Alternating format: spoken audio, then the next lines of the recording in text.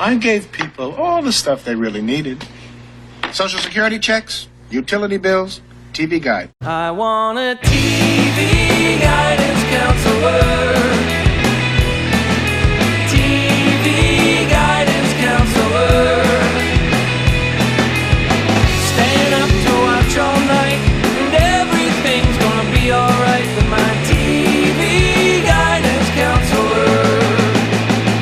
Hey everybody, welcome to TV Guidance Counselor. It's Ken Reed here, your TV Guidance Counselor, the man who's here each and every week since Valentine's Day 2014 to talk about classic television and people I find interesting that I know you'll find interesting. And this week is no exception to that. My guest is Evan Dorkin. Evan is a all-around talent. As a writer, he's an artist. You probably best know him from Milk and Cheese, probably, maybe, but he's done so many amazing things. Written for Space Ghost Coast to Coast and Superman the Animated Series. It's tons of stuff, and he's still doing great stuff. If you go to houseoffunstudio.com, it's him and Sarah. They're writing and all that stuff on there, and you can find all their social media links, and there's a cool art store and all that stuff. And Evan has a great Patreon, so if you need a link to that, just look in the show description here. I put it there, or you can email me tvguidancecounselor@gmail.com or ken@icanread.com. While you're on Patreon signing up for Evan's, if you have an extra buck, feel free to jump over to mine. It's TV Guidance Counselor, but I'd rather you go on Evan's. He's a much better Patreon than I do. Anyway, this was a great chat. It's a long one, well worth it. I hope you enjoy it. So please sit back, relax, and enjoy this week's episode of TV Guidance Counselor with my guest, Evan Dorkin. TV is my friend, and it has been always there for me in time of need. Evan Dorkin, how are you, sir? I'm living a dream. How are you? I am too. We're living two different dreams. You did that opening very, very professionally. You've obviously done that quite a few times. It's been probably 600 times. That's great. Thank you. I don't sound up to it. Professionally speaking, I don't sound, as a guest, I don't sound like I'll be up to that. I didn't mean to set a bar that you feel like you have to attain now. It's, you know. I attain. There's most bars won't let me in, and I don't think I can. I'm. You know what? I'm so used, professionally and personally, to failing at making the bar it's just fine. I limbo my life away, crawling under the bar as best as I can. Has there ever been a bar called the Low Bar? Like, how have I never seen a bar called that? I'm sure there has been. Yeah, I mean, I'm not hanging out bars. Who knows? The Low Bar. Yeah, but everybody has to crawl in. Yeah. If you can't do the limbo to get in, most people probably going into the bar would really need to be in there or already drunk. That would be no, that would not be. It would be terrible. Sounds like some spring break bullshit. Yes, would do that. Yeah, to make ladies bend over and whatnot. Wet I mean, t-shirts. just created something that I actually could make money on. It sounds like a good 1-year scam. But then you'd get disgusted by your own idea and then feel bad about it. That's what I would do. I'd rather be disgusted by an idea like that than what I'm usually disgusted at myself for, which is my personal failings. Yeah, fair enough. Right back to the Low Bar again. It all goes back to the Low Bar. I forget about the Low Bar though and trip over it a lot. So I'm not going to go to Florida and work this out. Besides, Miami, all those places are probably way too expensive. Plus, I really hate Florida. Oh, as do I. You know, I'm not saying all Floridians, but it's just I do not like. I used to go to Florida as a kid. I had grandparents there. My parents have retired there. It's just palmetto bugs and heat and it's boredom. The South. Yeah, it's terrible. But I mean, that's what I don't like about the South. Yeah. Is I'd rather be in snowstorms than heat waves. And, well, that brings me to you. Did you grow up in Staten Island? Nobody grows up in Staten Island. Did you live there as a kid? you exist. You're mandated to Staten Island. It's Escape from New York. I mean, There's a reason that the Purge films were apparently played. I haven't seen them because why do I have to watch the Purge films if you live in Staten Island? You live in it. This is you can get Trump donuts out here, for God's sakes. Ugh. I'm not making that up. I couldn't, when you say that, I can't tell if that's a food or something you do with a truck. That's true. It could be both out here. Yeah, no, I was born in Brooklyn, like many other people. It's not a big deal. I had nothing to do with it. It's just where my mother shat out. I mean, she could have been anywhere. The water could have broken Queens, the Bronx.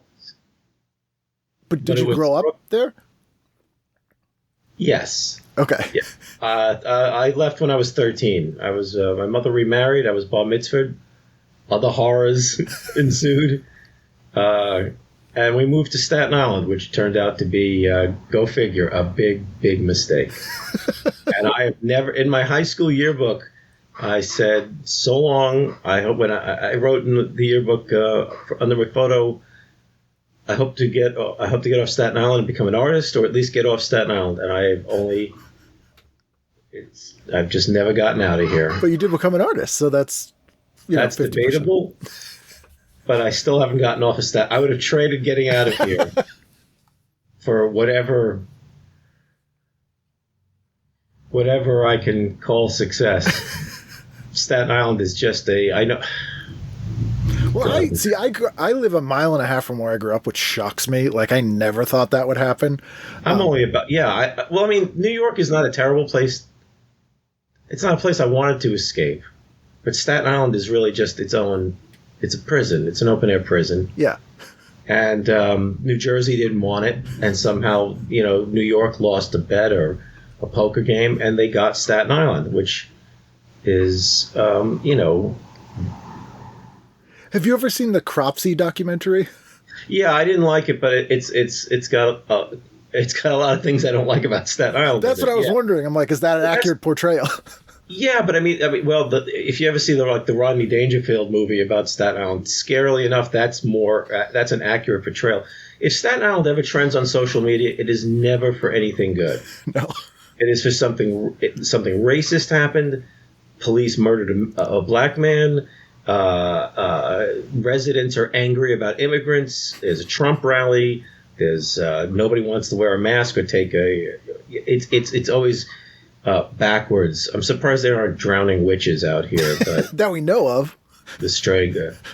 But it's the forgotten borough because everybody would like to forget it, and it's a pain in the ass to get off of. You have to take a boat. Or drive on the Verrazano, which only was built in the 60s. There's a lot of nice things about Staten Island, I mean, but none worth coming out here for. I mean, it was a great place to dump bodies, dig oysters and clams, and millionaires to have, mansions on, because they didn't have to deal with anybody, and to live on a hill and be in the construction business. Yes. But it never became cool. Like, it never got like a hip like youth culture out there like the other boroughs have it all. Well, all we've got is Wu-Tang Club, David Johansen for the punk rockers, and Mike's Diner. But there was a fire at Mike's Diner, so that's about it for us. There's a good comic book store out here. There used to be a good bar scene and club scene in the 80s. I remember part of it. Because it was a good scene, so you don't remember a lot of it. But Staten Island, I forgot what it's just nothing. I mean, when we talked about the low bar, I was reminded of the Tube Bar from the Red Tapes. Oh yeah, was that in Staten Island? I feel like it was. No, we're not. Let's put it this way: my friend Billy Walters and I, back in the day when the Goodfellas came out. Billy had a friend who worked at the theater that it was showing at. So he said, come in early, open up the back door, you go in. So we go in, we've got our ripped pants and our silly haircuts and our dumb band shirts, we're slobs. And we sit down and we're sitting in an empty theater by ourselves. And it was like, have you ever seen the movie Messiah of Evil? I love Messiah of Evil so much, yes. Bless you, because I love that film. Yeah. And you remember the scene with the theater? The theater? With the weird zombies? The theater starts filling up with guys with lots of jewelry and tracksuits, and 30% of them had Asian girlfriends. I mean, basically, the place filled up with Goodfella types or Goodfella wannabes. The most horrible scenes in the movie of Goodfellas, they laughed at everything. Of course. Billy and I are sitting there shrinking like Fred Flintstone. Don't notice us. It was the weirdest fucking crowd I've ever been at a movie. And I've been to Rocky Horror. I've been to New York riots in the theaters. But this was just they laughed unironically, maybe ironically, at all the murders. They laughed at everything violent. I don't think they got some of the message. Of course not. They watched. It was like people who watched All in the Family wrong and think Archie Bunker's the hero. Right. So basically, it's one. Not to get too ridiculous, but one of the reasons I never liked gangster stuff, at least American, I don't like mob stuff, movies, and I didn't want The Sopranos. You grow up with same. I hate them. I was like, everybody in Staten Island knew priests, cops, and mobsters and drug addicts. Yeah. No, that's just growing up outside of Boston. It was the same exact thing. Oh, Boston is a good mob town, right? Well, I mean, the thing is, all my friends were Italian and Irish. Same here. And the thing, also, I passed. Nobody knew I was Jewish because we're all talking like Brooklyn, right. Staten Island guys. And if the more tired I get, or depending on who I'm hanging out with, the worse my diction gets. Same with me in Boston. Right, and I have some. I was friends with guys from Bim Scala Bim in Boston and everything. Oh, yeah. They didn't have the accents too heavy or anything, but I had a good time going out to Boston once to see a show and see part of Boston. I never got to go to the Rat. I was outside the Rat. There wasn't I don't know what was going on. A cop got killed, so there was a funeral for 12 years in Boston. Yeah. Firefighter. But yeah, it's very similar. It's funny. It's I never really thought about it, but there's a similar culture there. But yeah, I never dated Jewish girls. I don't hate Italians. In fact, it turns out I have some Italian blood in me, which I found out later in life. Mentioning Bim Scala Bim, that was one of the things I was going to mention. Is you have a connection with ska music. You did a lot of art for ska stuff, but did you grow up like a ska punk kid in Staten Island? I never called myself a ska punk kid. I was just a fan. You know what I mean? Like I remember my friend Jim Doyle. He was we went to a show in the city, and somebody goes, "Are you a rude boy to him?" And he goes, "What?" I mean, we wore suits a lot and stuff like that. We enjoyed but we never wore the flag and said, "I am." It was not your personality. Right. The way I always put it was, I loved the music. I loved going to shows. It was a happy accident that I got to meet people in some bands and do some artwork for bands. I still, every once in a while I still get to do something, but I was not really in the scene. I was an observer. I was an audience member. Even after I was starting to do artwork and stuff like that. I mean, part of that was that I've always had social issues. If I'm comfortable with somebody, I'll talk. I can literally talk. I can talk to you for 20 hours until you kick me out of the house. I can just talk all night. Part of the Italian blood and all that Jewish blood. I'll talk with my hands. I'll fight I'll try to hit myself. I'll try to give myself a deal. I'll try to snore myself make out of it. I'll make a wonderful meal with a great dessert. I'll yell. I'll hate myself for 2 reasons. But when I first start, if I go into, if I meet people, I'm very, very anxious. I'm avoidal. I avoid stuff. So I was just, and I didn't like going to the hardcore matinees at CB's because one, Staten Island had a good bar scene at the time and clubs. So I was up till 5, 6 in the morning, and I was often drunk. The first time I ever saw my name on a TV credit, I had worked on the Teenage Mutant Ninja Turtles show. Very small, a couple episodes I did background cleanup. I got the job from somebody that I befriended at NYU, and I had done some artwork for their project. And then after college, he called me up and said, I'm working with Murakami, Swenson, Wolf, or I think whatever they were called, and do you need work? I'm like, of course I need work. And so basically I did. They sent me storyboards that were done very, very hastily, very sketchy. And I drew the turtles, but because I'm into comics, and also I have this kind of OCD, I must draw lines on every piece of the paper. They would stop drawing the sewers and all the details. Stop. It's not a comic book. But that was my first job, and I came home at like I came home at like 9:45 one day from being out at the after hours clubs and stuff, and I was very drunk, and I was still living at home at the time. I came home, I turned on the TV because I'm up, and the Turtles is on. I'm like, I'm not watching the Turtles. And the credits go by, and I see my name on it. I thought I was hallucinating because nobody told me that my name would be in the. I had such a role in the show, and I didn't know that my name. I didn't know that they would make the credits for the entire season. So it looked like you worked. So it was a very interesting early work experience, and then I passed out. So that's why I wouldn't go to the hardcore shows. One, I was too tired. I'm not taking the boat in and all that, Yeah. And two, I just did not like the hardcore crowd. You're not a Madball guy? You kidding me? No, no, it's not the music. Like I would love to have seen Gorilla Biscuits and Agnostic Front and all these bands, but unless they played at night, the afternoon Sunday crowd was just, they had their thing. I like going into the pit. I did not like getting beat up in the pit. It happened enough at goddamn ska shows. What's it? I'm not going to see Minor Threat or anybody and get my shoes stolen. That was for some reason that was a really big thing for a while. You'd hear somebody would steal your boots. Yeah. They'd steal your sneakers and they'd make you go home. I'm not going to Staten Island with no shoes. I remember there's one skinhead guy I knew on Staten Island. They took his fucking boots and he had to go on the.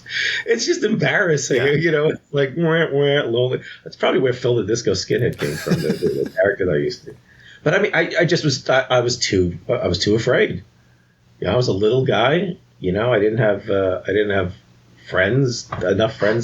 And I knew people a friend of a friend who worked at CB's, and I could have gotten in, but I was like, I'm too hungover, and I do not want it. And I'm coming home at 5:00 on the ferry, and even if you kept your shoes, I would just feel like garbage. Yeah. So, and I was lazy. I was, if somebody would drive me, that maybe I would have done that. We're off topic, but that. Oh yeah, no, like the Rat was scary as well, and I would. So what shows were you go? So you were Boston Rat. Yeah, I from age 12, I basically had a growth spurt when I was 12. So, and I never drank, so they let me into everything because I was like, I'd just sit in the corner and not cause a problem. Yeah, I saw tons and tons of shows there, like early 90s. So, and then I had a band from like 94 to 99, but we started with like Dropkick Murphys and, the Boston would play. And, nice. I remember we played a show once and Rick Ocasek was there and I almost passed out. I was like, whoa. Oh, sure. That's fun. I met, that was my first show. The Cars was the first show I ever went to.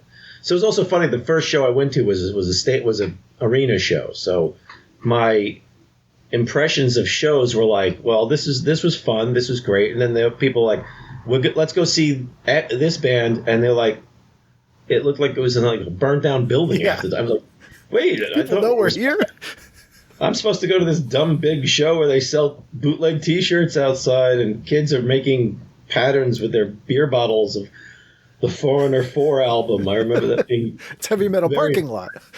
Yes, the parking lot stuff impressed the hell out of me because I'd never seen so many, girls in concert attire before. So that was like, holy moly. But I was like a nerd, the Cars show, the opening act was, why am I blanking out now? The guy from Rockpile. Nick Lowe. No, not Dave Edmonds. It was Nick Lowe. And I'm like, there were like 30 people in this arena excited that Nick Lowe was the unannounced opener. I was like, wow, that's, Nick Lowe is awesome. And I was and my friends even are like, who? What are you excited about? And I was like, the Cars are great, but this is like, don't you, Nick Lowe, dude, Rockpile.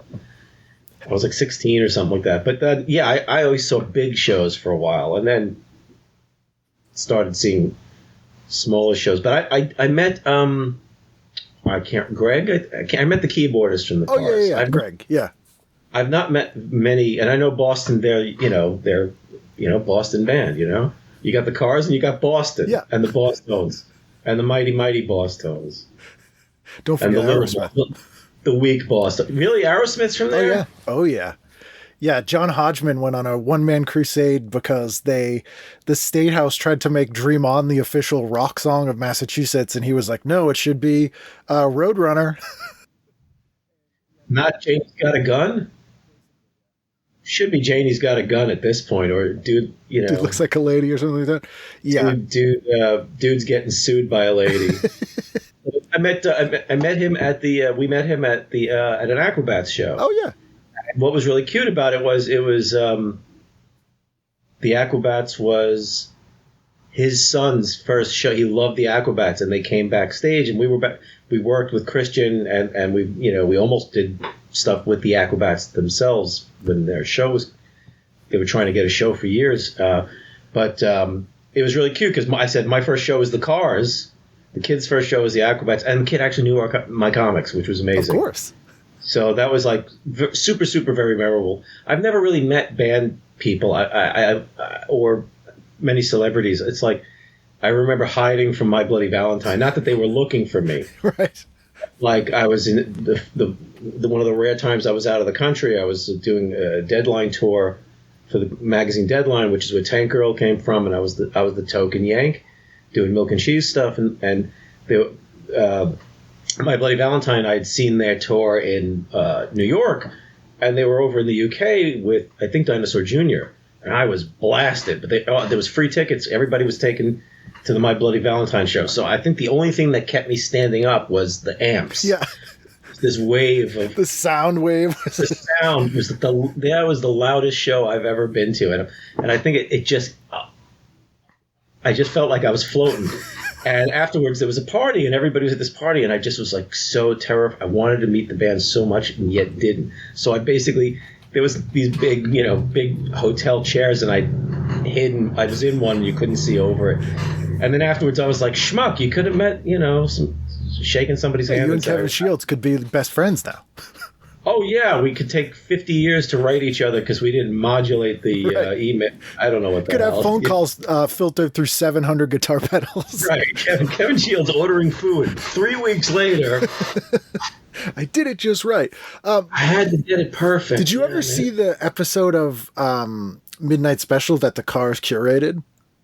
No. So it's online. I highly recommend it, but they got to pick the bands. So one of the bands they have on, and this is Midnight Special, this is network mainstream stuff. Was that Wolfman Jack? Yeah.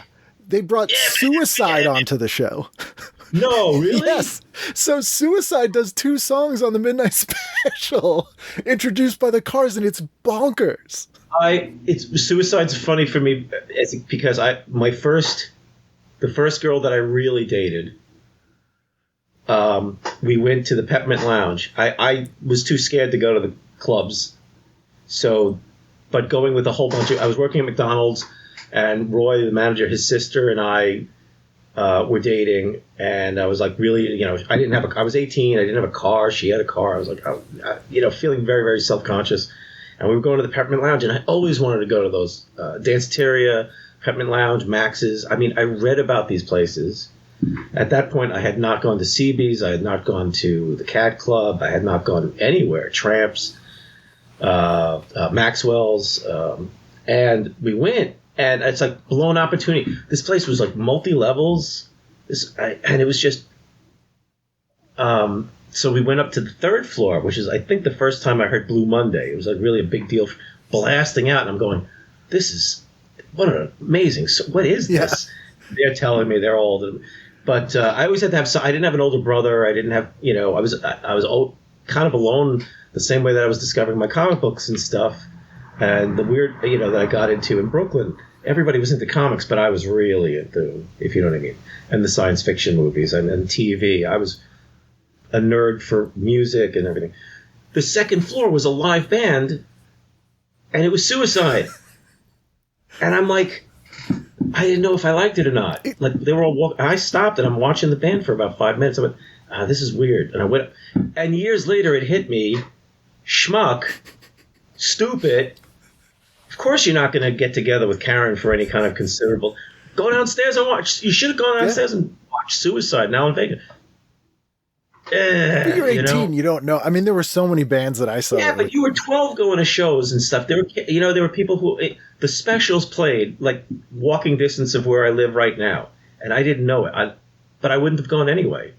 I would have been like 13 when we moved out here, and I knew I knew the music that I was able to hook onto because I was a TV fiend, and I was reading the New York Times and newspapers in the library at my high school, because at high school I just went to the library, and I would rip out pages that had reviews of science fiction movies, and I was reading about punk bands, I was reading about stuff, and there was a show called Rock World that came on, the syndicated show.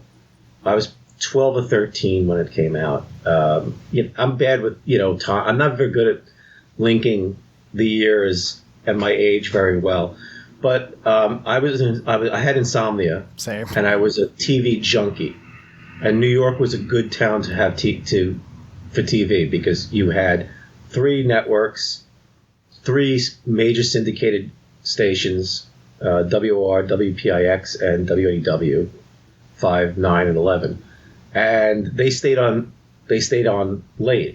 Everything still shut down. We had a good PBS station, and you could sort of get in some UHF.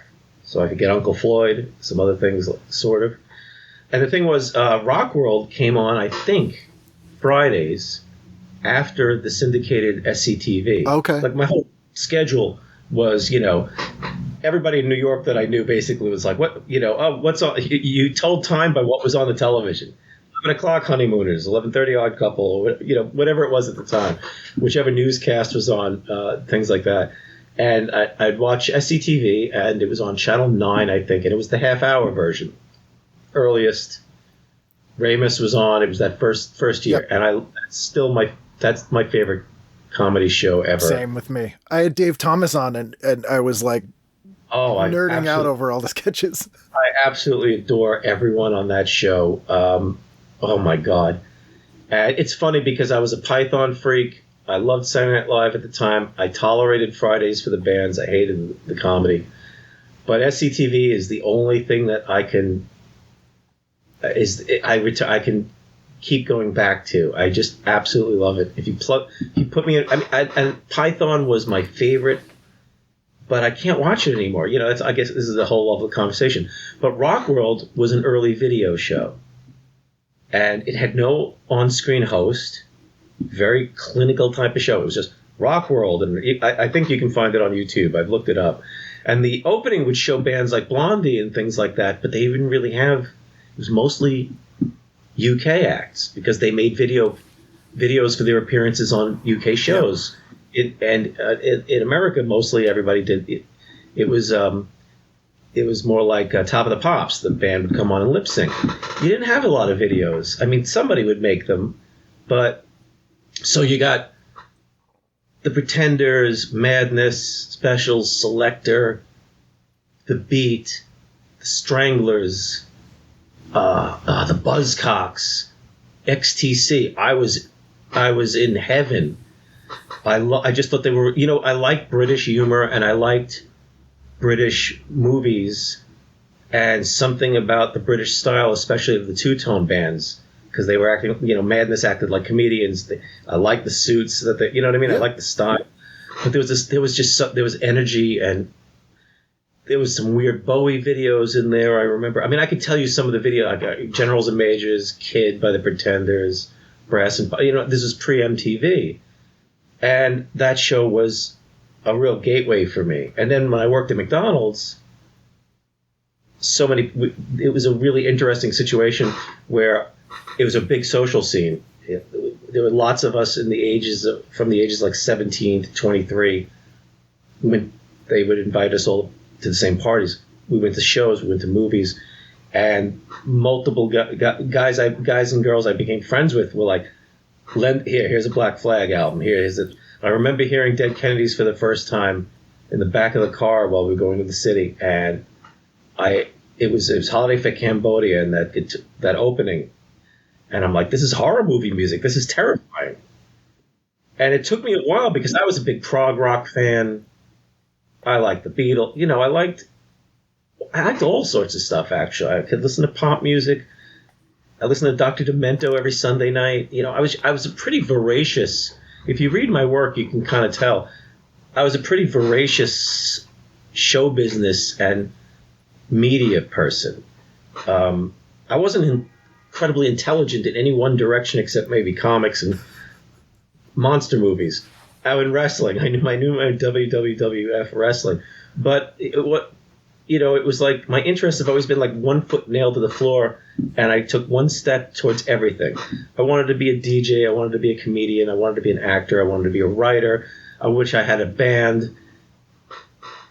Comics was an interesting way to do a lot of that all on paper behind the scenes, because I very rarely had the temerity to get on stage. But were you a superhero comics guy, or were you more like I see big 70s Marvel, Steve Gerber influence kind of stuff in. Yeah, I was a Marvel kid, but I also was I got into Tintin through Children's Digest. Magazines were so much more important back then. I going to the doctor and the dentist wasn't a big deal for me, because I loved the weird New Yorker comic collections they'd have of dentist cartoons, you get Cobain cartoons or Charles Adams and whatnot, and you'd have these themed, and I'd see, cartoons in the Reader's Digest. I mean, comics were everywhere, absolutely everywhere. And, but I love the newspaper strips. I was a huge Peanuts fan. I'm still trying to put together that Fantagraphics collection of 50 years of Peanuts. I loved. I didn't really read the funny thing is I didn't really read the adventure strips in the newspapers, even though I liked superhero comics and action type comics. I was a Marvel kid. There was comics coverage though in the Monster Times was a magazine that I absolutely adored, and they would write about comics that I never heard of. The other thing you have to remember is that we didn't have direct market comic stores then. Right. You got it. It was catch as catch can. You had to find a place that sold comics regularly.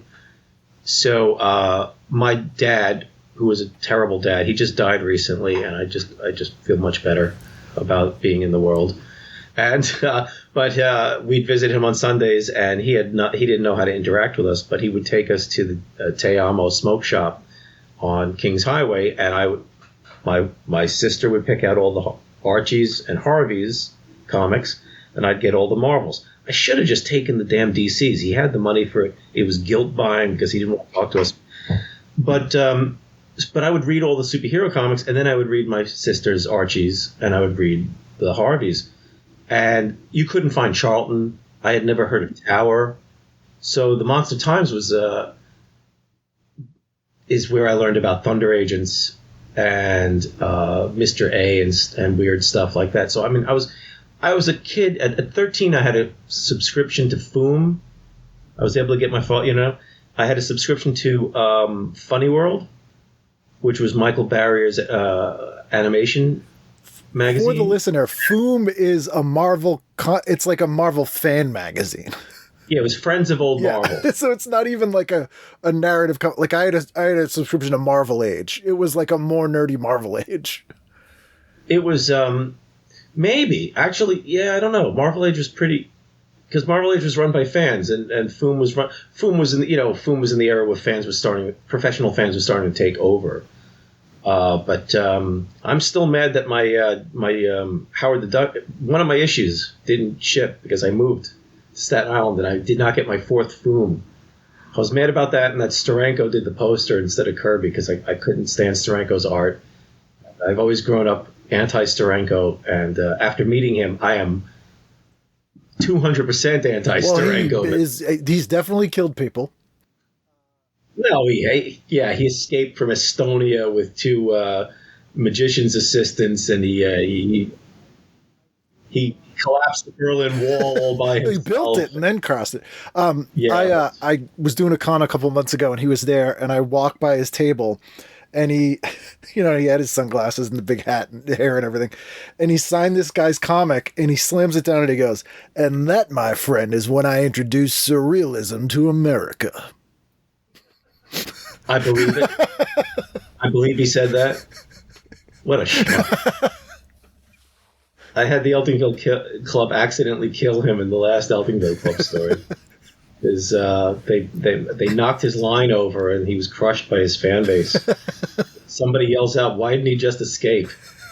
And yeah, he's everything. He introduced everything to everything. Yeah, of course. For me, Steranko, the whole thing with Steranko is, he put surrealism. He put Will Eisner's Spirit splash pages with some Modesty Blaze stuff in there, and he was probably the first person in Marvel Comics that kids met girls. Yeah. And because he told them. That's all he knew. He loved himself, and that was shocking to people in comics, too, that he promoted himself so well. There was this series of posters that they did in the late 60s, and everybody, I think Romita and Kirby, they drew themselves as this small figure at the drawing board encircled by all the Marvel characters that they had worked on, and Steranko draws a giant portrait of himself. I know somebody whose family knew him from back in the day because they worked at Marvel, and they asked this member of their family once, what did everybody think of Steranko?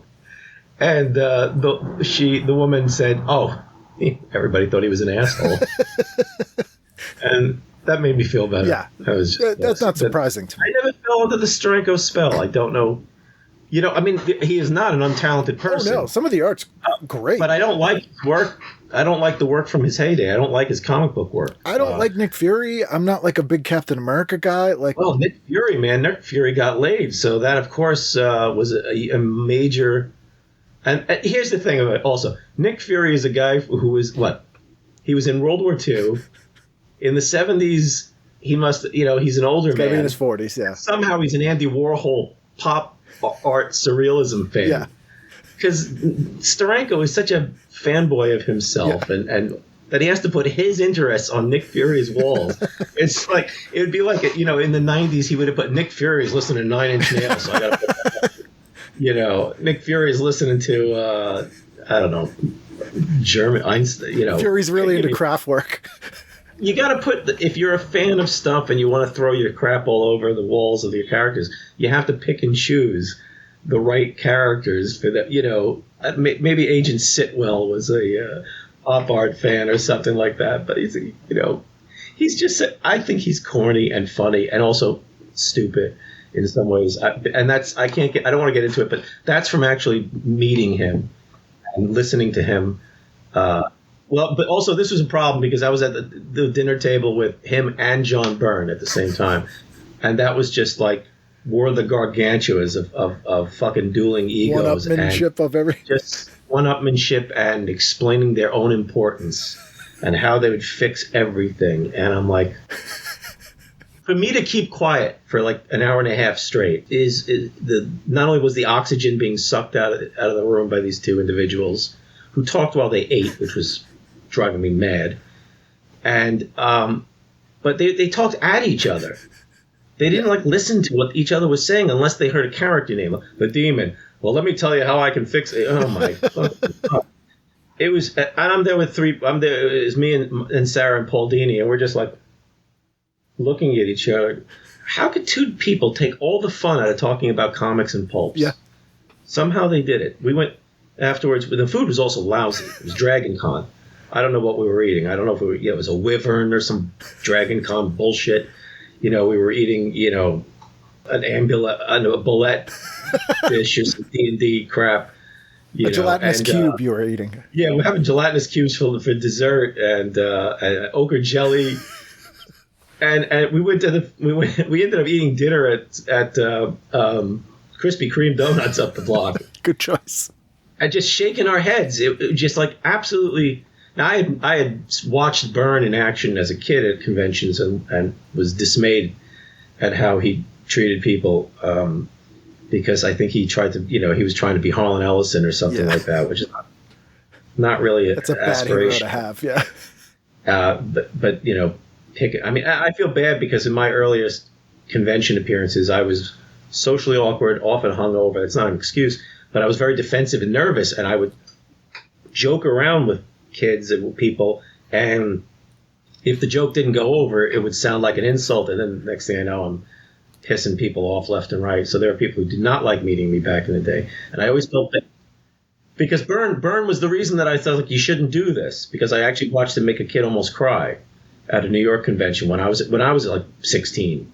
I was eager to meet him, and I didn't go meet him because of that. But then I'd see someone like George Perez who spent the best. George was great. You know, he'd spend hours with everybody. He was doing sketches of the most obscure, he didn't need to do that, and he was. It was like he was so happy that you were happy. Yeah, he was just one of the best. Perez, I met him very, very briefly. I'm glad I got to introduce him at the Harveys once, and I just blathered. I was like, I'm not going to lie. I love, growing up, I love this man, blah, blah. Yeah, Perez was one of my favorites, and one of the reasons I draw too much detail, I think, in my stuff, because my favorites were like George Perez at Jack Kirby and Will Elder at Mad. The Will Elder reprints that were running in the Mad Superstores, and I just thought, you've got to throw, if you're fighting an army, draw that army, and if you're fighting monsters, all the monsters are coming in. And they're all different. And if you're drawing something funny, there's got to be jokes all over the place. So, as somebody once told me, you don't get paid by the line, but I can't help it. I just like making lots of lines on paper. I mean, a lot of it for me is overcompensation. But that's a conversation for my therapist. And well, you mentioned Dini, but did you meet Dini when you were working on Superman, the animated series? Yeah, I think no, we met him earlier, and then he hired us. I think I met Paul. Like a lot of things it's through the work, it's through comics. We met Paul at a convention, probably San Diego, and he bought a milk and cheese page from me, the one where they go to Wohops in Chinatown, and he had been there. And we were like, and I was like. I don't know how aware I was of Paul because I was not watching. I was not watching a lot of genre TV like that. Not that I was watching important stuff, but I wasn't. I was probably asleep when Batman was on. It was on Saturday morning. I must have been aware of who he was. I must have been aware because I knew. But he was somebody who bought an early page, and he liked milk and cheese, and we got to talking and. He and Sarah and I would hang out, and Paul's really great. I've fallen out of touch with him. I think Sarah's still in touch with him here and there. I'm not good at staying in touch with people. Another problem I wouldn't be if I didn't do this podcast. Yeah, I knew all these animation people, and I didn't pitch. It's like somebody that Keith at the Cartoon Network was like, we do know you. You could pitch to us, and I was like, I didn't know it was an option. I've never been good at that sort of thing. It's a big problem. It's come to bite me in the ass later in my life and career. But Paul bought a page and we kind of stayed in touch. And originally, I was hired to write. He wanted me to write a Freakazoid script. That was the first thing that I was asked to do. This is before Sarah and I started writing together, because that happened because of Space Ghost. I had enough questions. I was like, Sarah, Space Ghost was so open-ended and weird. I didn't know what it was. I didn't feel like I knew what I was doing. Yeah. So I ended up asking her enough input that it was like we wrote this together.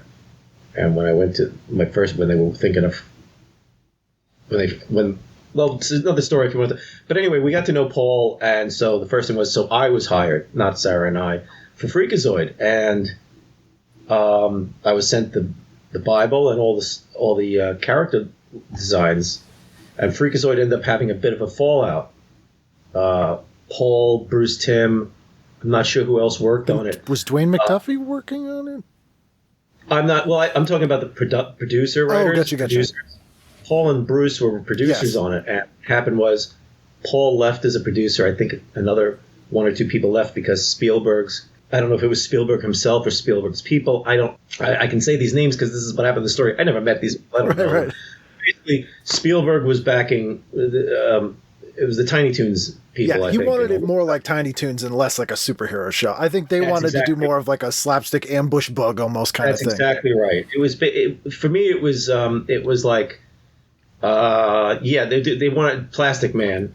Yeah, that it was except that Plastic Man would also be a funny character. So yeah, there was an ambush bug. I never thought of that. There was an ambush bug, but it was supposed to be 22-minute full episodes that were enemies, criminals. Yeah, it's a superhero show.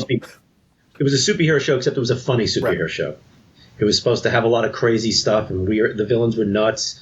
But it was still a superhero show. They still beat the crap out of each other, and got arrested or fell into a volcano. When Paul and all of them, when they did that, they also were like, we need more toys. You got to make more things that can be turned into toys. Paul and some other people left as part of the production team. Paul remained in touch with as a writer, as a freelance writer, but he was not in a position to hire anymore.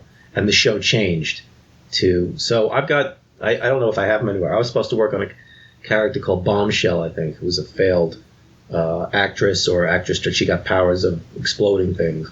Kind of like Livewire, I guess. Yeah, sounds kind of similar. So that fell through. It was very exciting to have been asked to do something for Warner Brothers. That fell through. Paul hired Sarah and I were doing stuff together on Space Ghost by the time the Superman animated series started, and Paul hired us for that. Which one of the things that was really funny about that was like so many people in the comics industry wanted to be part of that show. The Batman show was huge and everybody loved it. A lot of people have a real hankering to be part of that, and a lot of people love Superman in the industry. So why the hell did the Milk and Cheese and the Action Girl people get hired? That was actually really a lot of fun, because Paul would tell us, I won't mention, which comic book people were leaving messages on answering machines, and who had pitches, and these were all people who are so much more popular than I am, and have much nicer houses than I am, and have much more complete geek collections than I do.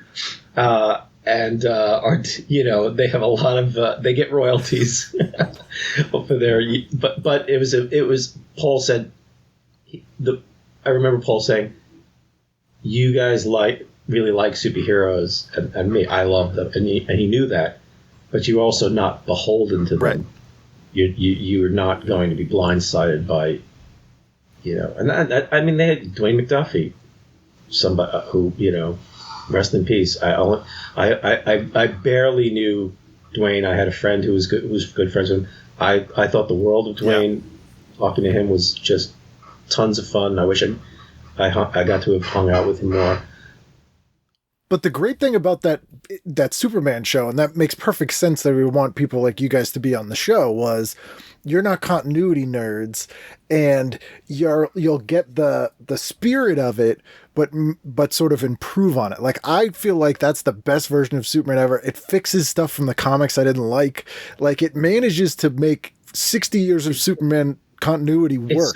It's Superman. Yeah. Just like the Batman, that's why the only comics I've really done for DC were either, besides World's Funnest, which was a joke thing, I liked working on the animated stuff. Yeah. Even though people said, they don't sell because they don't matter.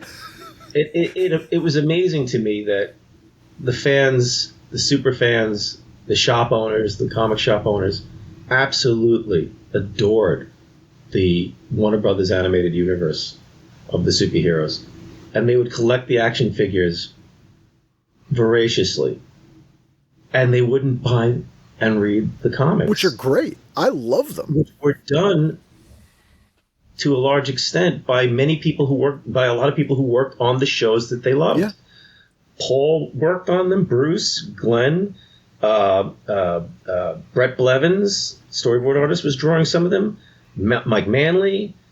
Sarah and I, but I mean, they were good comics. It was really a weird dichotomy. Unless Paul Dini and Bruce Timm unless they were doing it, they were not they're not taking. They were seeing these little kiddie comics. But I'm like, you're watching the show, you're hoarding the action figures, you're bitching and moaning because they didn't make a character you love. And you can't order 3 for your shop and tell people this is a good comic. Right. And they were in continuity to those. Ty Templeton was doing beautiful work on those. Anyway, so yeah, I like you said, those to me they distilled the essence of these characters and came up with, there was some nonsense. There was some nonsense going on with continuity, with the same kind of stuff that they were trying to avoid. because at that point they were listening to the comic book people. They were listening to the offices quite a bit. They had to listen to Levitz and Mike Carlin and whatnot. And Mike Carlin was like, and others were like, Supergirl cannot come from Krypton. Yeah, we've changed that now, so it can't be. Yeah, he has to be the only Kryptonian. He has to be the last survivor of Krypton. And he was adamant about that. So we had to working on that Supergirl episode. Felt like we were making a movie for fuck's sake. I think we did 23 drafts overall of one of those scripts. Some of them were minor changes, but we kept having to change it. Then they pulled the second one. They pulled the second episode because Bruce Timm you can't have a fight on Apocalypse. I'm doing a fight on Apocalypse. That really pissed me off. That was the only time I was really pissed off working at doing stuff for Warner Brothers, because our second episode that Sarah and I and Paul Dini worked out was so much better, so much more logical, and so much more interesting than what became a giant meteor going to hit the Earth, which they actually said, we're not going to do things like giant meteors coming to the Earth. And the logic of that episode, Granny Goodness turning Earth, running a gang of kids so that they can build. We'll get the Newsboy Legion in, an intergang now. No fucking sense, because originally what was going to happen was they were basically abducting children, abducting these gang kids, and turning them into parademons. They were running out of warm bodies. Phantasm. And we were going to be showing we were going to show basically showing this like Krupsworks factory of Thanagarians and Martians and all of them being, waffle ironed into parademons. And these kids, it was Pinocchio. It was the island of I forget what it was called. The kids had turned into donkeys to be used for as beasts of burden. And this was just the beginning of them sucking wayward youths into becoming, and they don't come back. It's going to be very unhappy, but it was going to be a big deal episode at the end. This wasn't, but because they were doing another episode that had a big fight on Apocalypse, we couldn't do a little fight on Apocalypse and have them all come back. It so annoying. But the thing I was actually trying to talk about was that the reason Supergirl comes from Argo and that it's a sister planet or a moon or whatever the fuck was because DC put their foot down and said nobody could survive Krypton except Superman. But what about Jackson and Mala? And this is when you start sounding like a fucking idiot. When you have to talk like this about fictional characters. General Zod, what are you talking about? General Zod never got in the show. They never used him originally. I think they brought him into JLA. I didn't know, but we did the General Zod comic. We used a lot of the stuff that got cut. Sarah came up with the idea of why can't we do a Superman Adventures introducing her? Let's pitch that to DC. We have all this material that we never got to use, and I said, well, why don't we do a kind of upgrading of Terrence Stamp as General Zod, because he could be a greatest criminal of Argo or whatever, and whatever the heck, because like Argo had a weird thing where they wouldn't use. This is the funny thing; it's all puzzle solving. Yeah. This kind of writing, and you're sitting there and you're always constantly hitting these continuity and logic problems, that are these blockades that you have. So Supergirl can't be from Krypton, so we have Argo. Argo's not a city anymore. Argo becomes a planet. But wait, how do you get General Zod in there? So he planned a coup on Krypton. He's the only Argoan to get.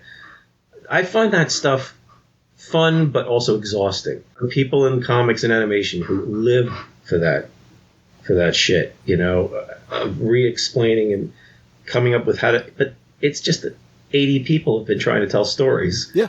Over 80 years, 1,000 people have been making up these stories. It's all kind of like sanctioned fan fiction. You can't fix it all. You can't plug all the holes. Like just tell good stories. Yes. And that's what I liked about the animated shows. But DC was able to come in and do things that mucked around with the creativity and whatnot to greater or lesser degrees. It was infamously not, it's like, but Paul Levitz wouldn't let the Powerpuff Girls have the Joker appear in a cameo. Cartoon Network is owned by Warner Bros. It'll ruin the integrity. you have this guy who's still best known for Cesar Romero painting over his mustache. You know, I don't care how many movies, how many times they try to retcon and make this stuff, you know, now the Joker is this multi-mass murderer, this genocidal maniac. It's still the Joker's boner and Cesar Romero and decades of silly comics. They're never gonna get past that. DC tried so hard to Marvelize their line, but they had to do it with the silliest characters on the planet. You can't. It's one thing I want to mention is Granny Goodness, voiced by Ed Asner. Brilliant. Brilliant. Love that. I love that. That was amazing. I could never write celebrities or bug people, but when Ed Asner was really going on Twitter, I actually one night I just sent him a tweet, and I just said, by the way, this is coming from a note. I worked on the Superman show that you did the voice of Superman. We loved it. I've always been a big fan since I was a kid. It was great. I was just, you know, have a great day. I was not expecting a tweet back. Didn't get one, which originally they were looking to get Harvey Firestein. Oh, that would be too much, I think. His voice, because of his smoking, I think. His voice was perfect, but he couldn't modulate. He had the same voice throughout, you know, he had the same voice throughout. Asner was, so yeah, I got to write Ed Asner. I mean, you know, it's a small thing. You know, you watch interviews with people and they're going, oh, and then we met, you know, the guy who played the third Storm. I don't make it any bigger than it is. I didn't meet any of these people. We didn't go. Sarah went out there once. I was afraid of flying. She met people. But writing Granny Goodness, writing Jack Kirby's characters for money that will be seen by millions of people, and Ed Asner is going to be Granny Goodness, was just too much of a show business clusterfuck. It was it's times like that I feel sad that I torpedoed my animation career. I mean, you got to do it at all is kind of fantastic. That's a thing you got to do, you know? It was so much fun, and he was so into it. Paul was like, yeah, he got it. He got it. It was very, very cool. Those two episodes and the Monkey Fun episodes were Livewire. We were the show was still finding its feet. We were finding its feet. A lot of the more interesting stuff from the Livewire episode got cut while we were working on it because changes to the show. Superman was supposed to still be kind of like this mystery, and the Livewire, part of the Livewire episode was introducing the villain, but also discussing that lots of people were scared of Superman, that he had not done press conferences, he was an unknown quantity still.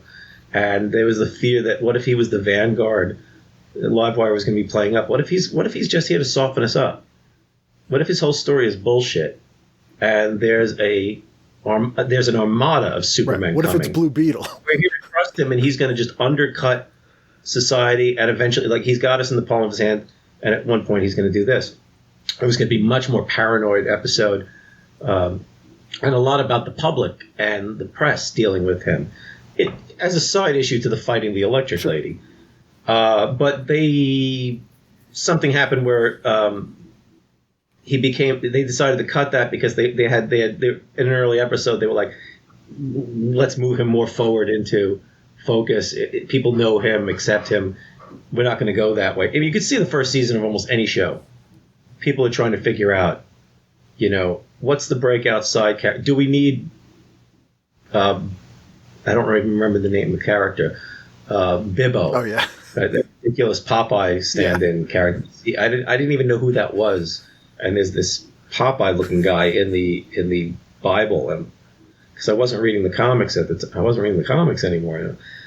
Do we need Bibbo in here? Well, somebody thought we did. So Bibbo gets pushed aside. Right. Do we? How important is this character going to be? You know, it's like finding out Fonzie is popular. They didn't know that Fonzie was going to be popular until the show goes. So you start seeing, you know, on Happy Days, they jettison multiple characters, bring in other characters. That happens a lot in TV. I don't think I guess in older TV. Now, when they didn't shoot everything at once, they had more time to develop because it was longer. So so I think Livewire might have been it was supposed to be series 1, and by the time it got written, it was pushed to season 2, and a lot of different things were being put in place. So a lot of the reason for that episode to exist, a lot of the backstory and a lot of the texture, it just became more of a plain, let's introduce a villain and have a fight. Right. And they were still figuring out what they wanted to do, and we were still green writing. It was our first, script that wasn't Space Ghost, which, I don't count as... It's hard to count that as narrative writing. Yeah, because that I want to talk about in a moment. Let me not babble. I will babble. No, it's amazing. I wanted to mention too that DC and Marvel, and get your thoughts on this, is growing up, I was a Marvel kid as well, mostly because I like monsters, so I love the 70s Bronze Age stuff. But Marvel, was more of a soap opera. They were all about continuity. That's what Marvel was about, and DC seemed a little bit silly. Later in life, I flipped because I began to appreciate the fact that all of the DC characters are archetypes and continuity doesn't matter. And the one sentence, one liner of who that character is. And then the interesting thing to me became the different interpretations of that. I love the Elseworlds. That was the stuff I wanted to see. Sure. You're a little younger than me, I'm assuming. Probably. Yeah. I'm 44. I'm 58. Yeah. So I'm about 10, 15 years younger. Right. So you've got things hit. And also comics are, when you're young, that's when comics are the golden age for you. It's funny. I wanted to. That's the thing. George Perez. I stopped reading comics. I stopped reading Marvel comics and comics in general when I was 14, maybe. I don't know. I could find the time that this happened. My friend Tommy Lynch, who I've just reconnected with on Instagram, we were in art class together with Mark Admonson. It was the two friends I had in art class, and we got to talking about comics. I was like, yeah, but I only like Marvel. Mark was a DC only fan. Tommy, I think, liked both, and they were still reading comics. And I became an animation geek, and comics took and D&D, and comics took a back seat to that. I burnt out. But what happened was they were telling me about the new Teen Titans. And they said George Perez went over to DC. And this was like, whoa, this is like, later on this would be like WCW, WWF. But to me that was a big deal because now most comics artists at Marvel and DC, they do 3 issues and they're gone and they show up somewhere else. But back then you stayed on the book. You did a run. You established yourself on a book. And Perez had been on the Avengers and Fantastic Four. And I absolutely loved his work. And not only had he gone over to DC, but Marv Wolfman was now at DC. And to me, that was shocking. They didn't cross lines back then. Yeah. If they did, I mean, Kirby goes back and forth, but, it was just a really weird thing. But all of a sudden, the game was up. Everybody was jumping back and forth and trying for a better deal or to work with characters that they loved that they never got a chance at. And it became okay because you would have been fired off your books if you tried to do stuff for the competition. There were certain people who were working under pseudonyms, even though you could always tell Gil Kane his art was this or Gene Colan. How do you not know Gene Colan, even with a fake name? Nobody drew like him. But so they talked me into it. I go to Paul's Sweet Shop on North Railroad. I pick up Tales of the Teen Titans. I think it was number 2 with Raven on the cover. Boom. I mean, the new Teen Titans were the X-Men at the time. They were what Claremont and Cockrum and Claremont burned. New Teen Titans was the hot book. And I picked up some others. I started picking up the regular issues, and I loved it. 14, I just enjoyed. The continuity was in of its own. They did bring in older characters. It was easy enough to know who Speedy was, but it was I didn't know that Changeling was Beast Boy in the Doom Patrol, but you got it spooned out to you because Wolfman knew how to do that, and comics in general knew how to do that. So basically, it was the Marvelization of DC. DC became very hot, and a lot of people from Marvel were over there. And the great thing was the Teen Titans was a book that was perfect for because they really didn't have a lot of backstory. You only had to know Robin, Wonder Girl. You knew who they were, but they themselves did not have a ton of crazy backstory because DC didn't have a ton of crazy backstory. They did have Earth 1 and Earth 2, which was never hard to figure out, no matter what they said about Crisis and everything like that. You knew the Golden Age books happened on this planet supposedly, and there's this one, and they bought every time they bought something like the Charlton characters or universe, or Captain Marvel, they put them on a different planet. Not that fucking hard. But the problem was that the DC characters were not built for soap opera. Right. They were not built for real world problems. They were not, despite what anybody said about the O'Neill and Adams relevant stories. Speedy's a junkie for 2 issues, and that gets taken. Black people are upset because we're helping purple people. Wow, what a you really solved racism in the comic there, you guys. And I mean, I admire that they brought it in, but those issues were not as, anything that smacked of being adult or real, or not the plant master, or, the plant man, or the puppet master, was seen as this big stride forward. Drugs on campus. It wasn't really that well done. It was just new. It was a step forward in tackling other issues. Now that worked really well at Marvel, because Marvel only had 10, 15 years of shenanigans, and Marvel had always had verisimilitude and was always talking to the kids of today rather than what they thought the kids were like. DC was a lot of mostly cranky old men who a number of them didn't give a shit about what they were doing in the larger sense. They took pride in their work to a degree, but they didn't. The fans were annoying. The questions were. You read the letters pages of like Lois Lane comics and the Legion, and it's basically DC going, "Shut up, kid! Come on, nerd! Yeah, it's guys going to a 9-to-5 office gig, and they're like, "Come on, kid!" And they're explaining the gaffes in the comics by going, "Well, what you didn't know was Superboy had been behind a tree over there," and they literally would say, "Well, what we weren't able to show was," or in the scenes. Now, Marvel, meanwhile, whatever you want to say about Stan Lee, and I have a lot of problems with it, but Marvel went, "Oh fuck, you caught us. We fucked up. No prize. Have a no prize." That, to me, that is right there the big difference between Marvel and DC, their attitudes. DC would lecture you. They'd print that everybody wanted Lana Lang to go out with Superman. They didn't like Lois as much as Lana, really. But Lana would not get the things people... It's hilarious.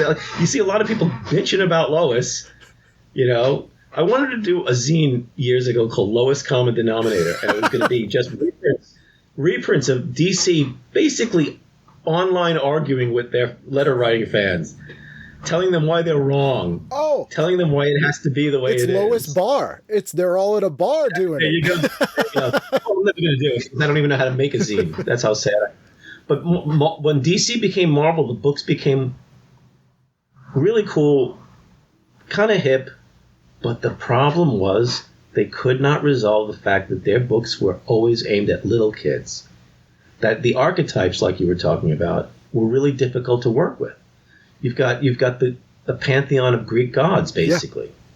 Think about the power situation of Superman.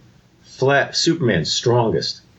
Flash, fastest. Wonder Woman, strongest woman, can make everybody... they've got these... break you from telling lies, beat the living crap out of you, you can't shoot her. Green Lantern, his thought is his whatever he wants to do. Aquaman laughs aside. He's Poseidon, So they beat the living... That's what... And so all the stories from the Golden Age, and a lot of them from the Silver Age, are magical. And there's not a lot of stakes, because... There's no realism. Well, there's stakes, but but there's no tension. Right. Because silly villain shows up turns the Flash into a puppet, or gorillas are talking. I'm fine with that. To me, that's great comics. But they beat them through magic and trickery that has nothing to do with straightforward plotting. Right. It's kids comics. It's kids stories. The Earth, Superman figures out there's going to be an eclipse, so he uses that to lie to all these aliens and tell them that he can. It's crazy. It's silly stuff. It's not who's stronger, who's smarter. How do I get out of this death trap? And is torn. Spider-Man loses his mask, and the FF hates themselves, and Daredevil's blind, and persecuted. but the DC characters were never like that. People would turn against them for one issue because somebody put a Superman costume on and a fake face and said, I'm a commie. Superman's a commie. And at the end, they went, I'm not a commie. And he has robots so that nobody finds out. They just would add on crazy shit. And then to explain that all in Marvel terms and in more real terms, just never really worked. Yeah. So whenever DC had to DC has always had to go into overdrive and be extra. I mean, they do it to this day. They have to be extra edgy. They have to rip characters apart. Cartoon characters have to eat other cartoon characters. They sometimes remind me of a divorced dad trying to date. Yeah, that whole horrible, was it Brad Meltzer who wrote that horrific series where the guy who can shrink's girlfriend goes crazy and kills the stretching guy's funny wife, murders her while she's pregnant, and then other people get killed, and Dr. Light, who was a comedy villain, becomes a psycho murderer. And it's just like, you are trying way too fucking hard. It is a midlife crisis, and they've had midlife crisis on Infinite Earths. and DC just has never rung true to me ever since, because especially when Didio and some other stuff was in there, when they just would basically like, let Kevin Smith. Kevin Smith did this at Marvel too. I mean, I just thought horrible decisions to get a rise out of. It's very much like wrestling or pornography. Let's just get the press, and then what? Well, because the readers and the fans and the professional fans, they don't know what to do next to get the next shot of holy shit. So it goes from, Barbara Gordon gets crippled and her father gets thrown on a pile of bodies, of freak bodies, and he's chained naked with a dog collar, which was a comic that I worked at a shop at the time. We didn't know what to do. I don't think we wouldn't sell it to kids. It was just too visceral and weird. And making that in continuity kind of fucked comics up in a lot of ways. I mean, it's not Alan Moore's fault, but, everybody trying to emulate him and Miller and a few other things, you end up with Mark Miller. Right. They get the superficial piece, but they don't get the. You get rape as a plot point that just gets thrown in there the same way bank robberies used to get thrown in there. You get Mark Miller literally saying, "Well, rape's rape's just a good thing to throw in there to get a rise out of it." Amputations, blood spatter. Yeah. It's a joke. Martial law did it all. So. Fuck off, I mean, we killed Robin. Great. We beat somebody, and it's like, wow, you're a hot shot. Yeah. You took a kid. Imagine, nobody else has done that. The newspaper strips haven't done that. Kids, I mean, you don't see, Tintin. Not even Godzilla, dumb shit like that. They're not turned into gore fests and refrigerator fests and rape fests to beat that dead horse. Come on, just do new stories. The problem is they can't do new characters because nobody wants to sell them new characters. Except, funny enough, Rob Liefeld, who was a dummy who just didn't care, so he sent him all his church sketchbook drawings, and he's the only one who's given anybody new characters, and Deadpool is the only character that's taken off that you could call a new character, and that he's not even new. It's Ambush Bug, who's serious. Other people had to make him popular because Liefeld couldn't figure out anything past putting Wolverine and Spider-Man together in one ugly costume. He's kind of Deadshot, sort of.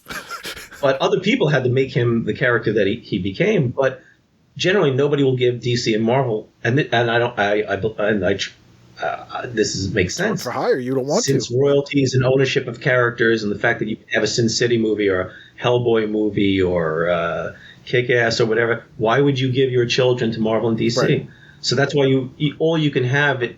In the last 25 years, as far as new character creation, is Red Hulk, old alternate Hulk with a beard, Spider-Gwen, Venom, different Venom symbiotes. It's like the Taco Bell menu.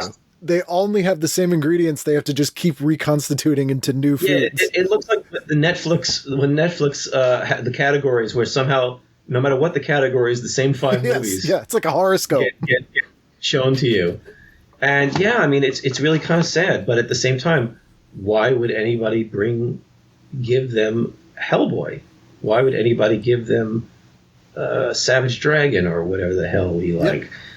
Because, better be rule in hell than serve in heaven. And, I did one character that is now in the Marvel Universe. Nobody has used it, named Fight Man. But that was in 93, and I was like, the joke of Fight Man was he was supposed to be having a lot of problems with like very minor Marvel characters. And they decided, you can't use AIM agents, you can't use Stiltman, let's keep it a little separate. But then later on, he ended up getting into the Marvel Universe through some fill-in issues I did on Agent X, which was Marvel just trying to get around paying Rob Liefeld for Deadpool, which was brilliant. But one of his villains got used in an old Avengers like Cold War comic. Of all the characters that I have done for Fight Man, they picked Dr. Orangutan, the Nazi orangutan scientist who has a human brain or something in his head. Somebody put him in a comic. I'm like, I cannot believe it. Fight Man, I thought, somebody might kill him in one of their killathons, or have him in the background in one of their big. Nope. The orangutan Nazi doctor. But I feel like Marvel never embraced the silliness of their continuity as much. Like, when I look at all like Marvel 2-in-1, those villains they would create for like one issue, like the human disco ball or whatever, whatever it would be. Like Basilisk. Yeah, they'd always have silly Basilisk, a guy named Basil Elks. He gets basilisk powers. Good thing he was named Basil Elks. Stegron. Hello, Mr. Stegron. I hope you don't turn into a Stegosaurus sometime, because that would be really ironic. What if he his name's Stegron, but I think he took the Tyrannosaurus pill and he was still hi, I'm Stegron, but you're a Tyrannosaurus. Didn't work out. Somebody Brigadoon, the island that walked, just dumb puns on old pop culture. The Griffin. I remember a lot of those villains because I like the stupid villains. I would try to draw them all the time. They were great. And I love that. The only person who really so embraced that was when Byrne did the She-Hulk comic, and he brought back, a lot of those, like the who's the hog guy, the CB truck driving hog guy. Oh, Razorback. Yes, yeah. Or like Dr. Bomb. I like that Razorback is stupid. We don't want to ever have Razorback. But here's Stiltman again, a guy who's on stilts, and when the cops show up and they go, "What happened?" They go, "We were robbed." And they go, "Who did it?" We were like, "Stiltman." Where did he go? Well, you can still see him. He's over in Bed-Stuy now because he's 30 feet tall. You can see him. Why doesn't he try? Why don't villains go to St. Louis or something? But yeah, Stiltman is a guy that you can chase until he unstilts. Right. Eventually, he's got to come down. Just send a helicopter out. Might as well be Ladder Man. But the problem with the comics for me is we're forced now to constantly make what are basically stand-up jokes about all this stuff as the writers and artists try to face what used to be verisimilitude and apply realism to it. You got to know how much it weighs and how his hydraulics work. And the fuck, he's Stiltman. Let him just show the fuck Stiltman. Right. I have never cared about that lawyer D&D shit. I mean, because it all falls apart. Yeah. It all falls apart. Crisis on Infinite Earths is there to fix the continuity weirdness and the confusion of there being multiple planets, and all they did was make it more confusing. Yep, and less 52 interesting. 52 was supposed to reboot, and everybody seemed to complain about it immediately. 52 days was 52 hours is how long until something falls apart. But then there's fans of it who grow up, and then they want to bring that stuff back when they become professionals. Right. It's a never-ending churn of trying to do what Byrne and Steranko were talking about at that dinner I mentioned. Fix everything. You don't fix it. You move it forward. You're the custodian of these characters. You're an entertainer. Entertain yourself, but you're also, it's not to me, it's a story is not explaining a continuity gap. It doesn't matter. Or a logic problem. I used to joke in the comic store that they're doing a 4-issue miniseries. I would tell customers, they're doing a 4-issue miniseries of Peter Parker. What happened when why did he stop wearing glasses? Now, he stopped wearing glasses because they didn't want to put him in glasses anymore for whatever reason. But I was like, there's a reason, something that Spider Venom did to him.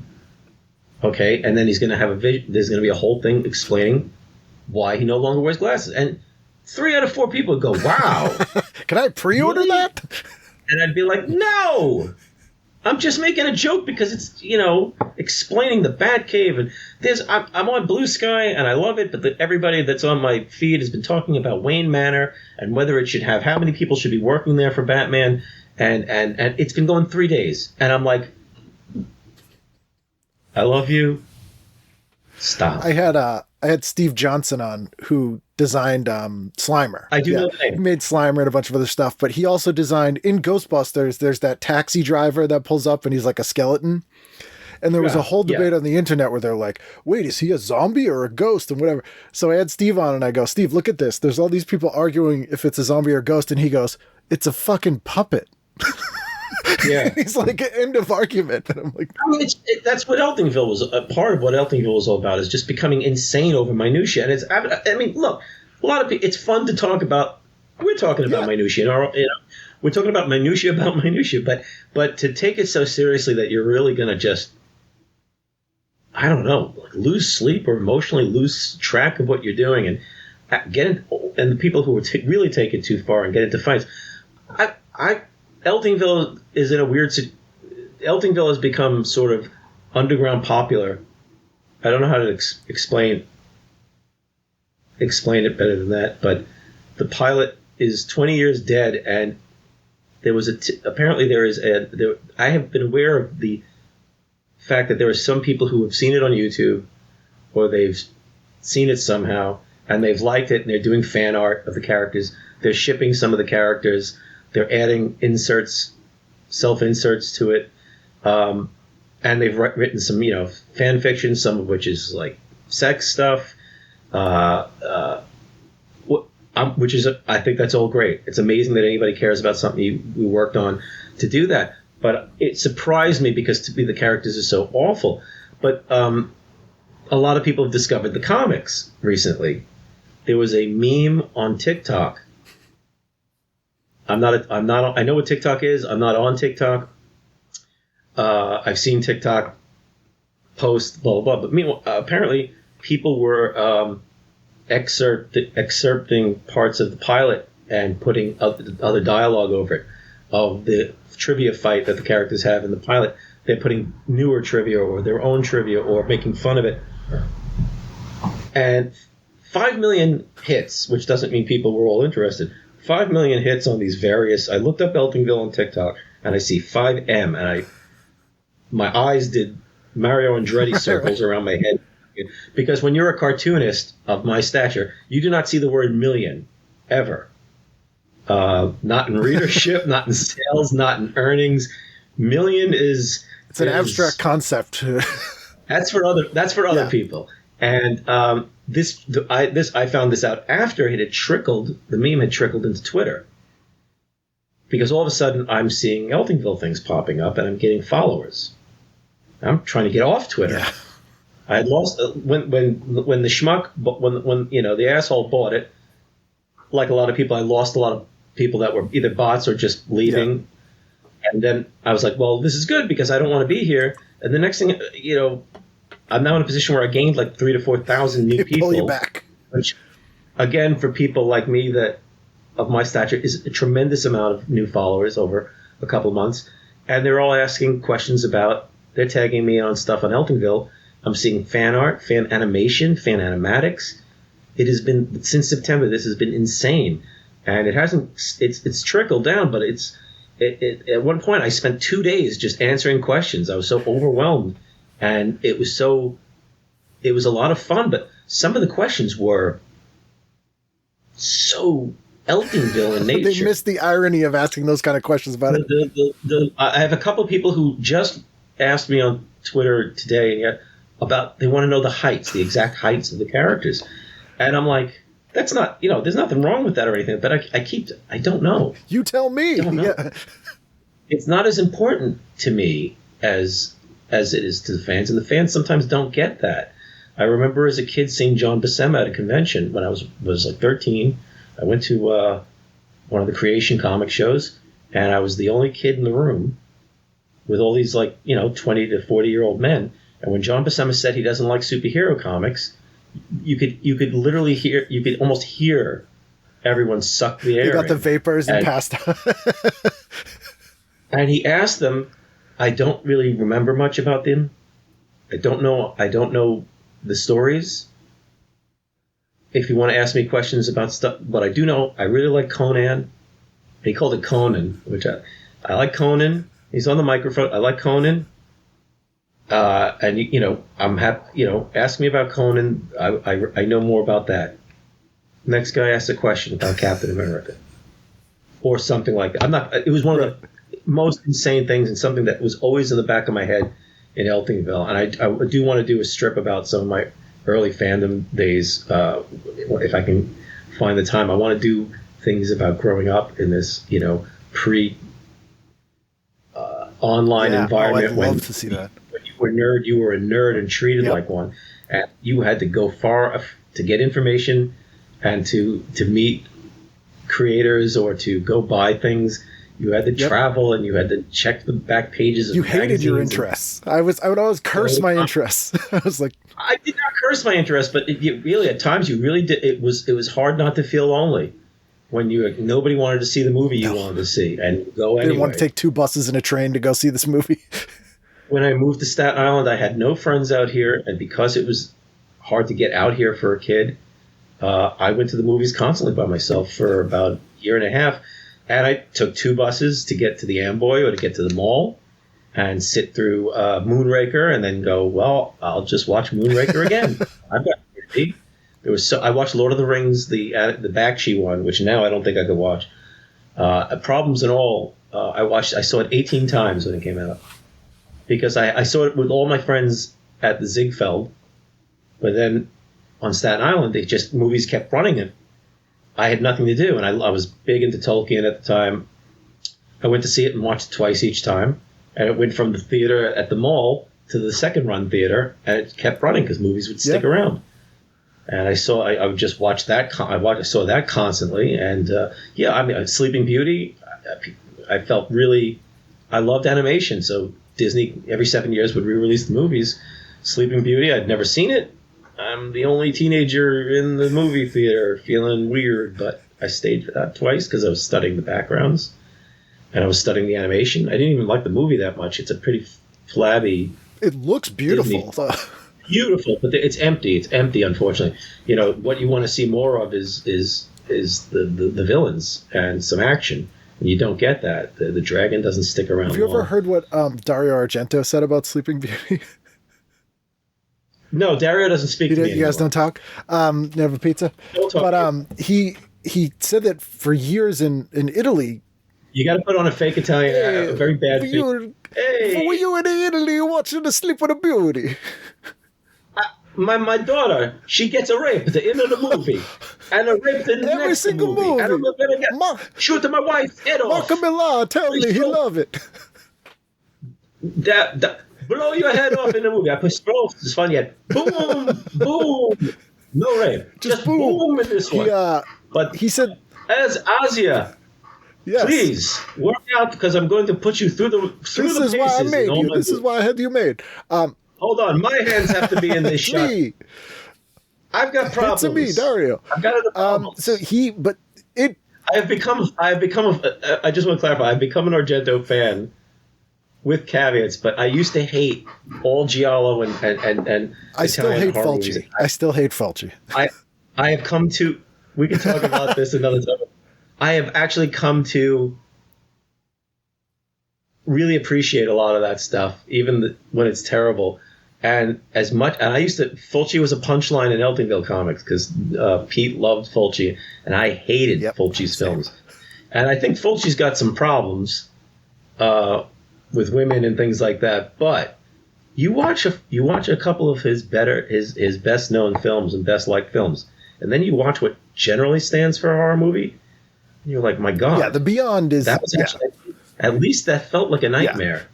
It was genuinely disturbing and effective, even if it was dumb as hell. There's some good imagery. But the imagery and the atmosphere in his films can be amazing.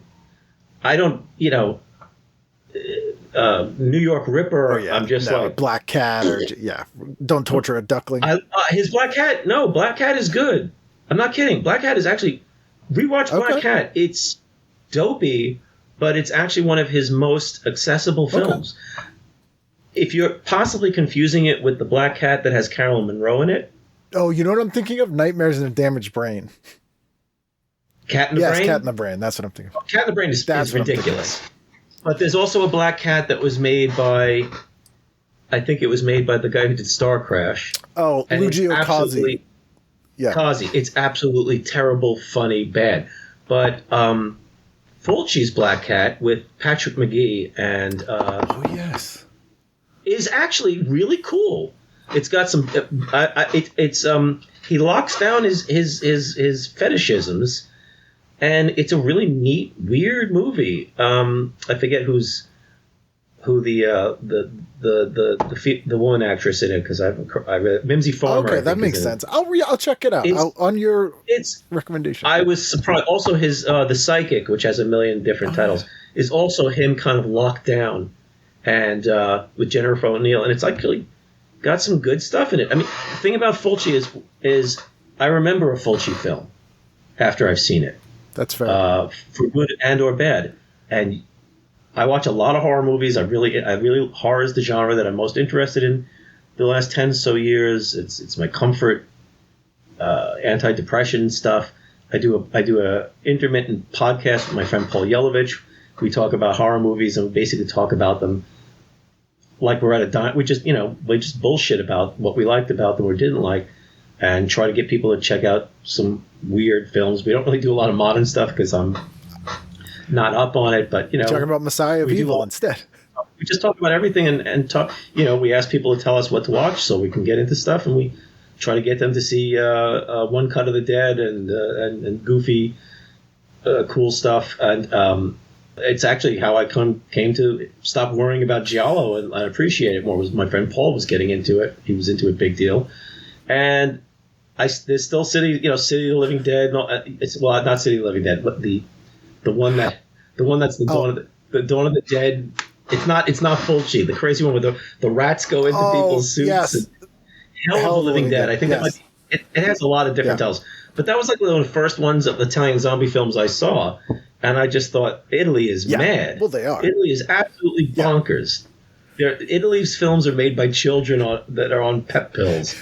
This is nuts. But they are better nightmare material. They're better nightmare fuel than 95% of what the fuck is being put out, which is either trying to be high art horror, or it's like a CW throwback retro horror, stupid shot on video horror. Nothing sticks, and so little of it sticks with me. But then you watch The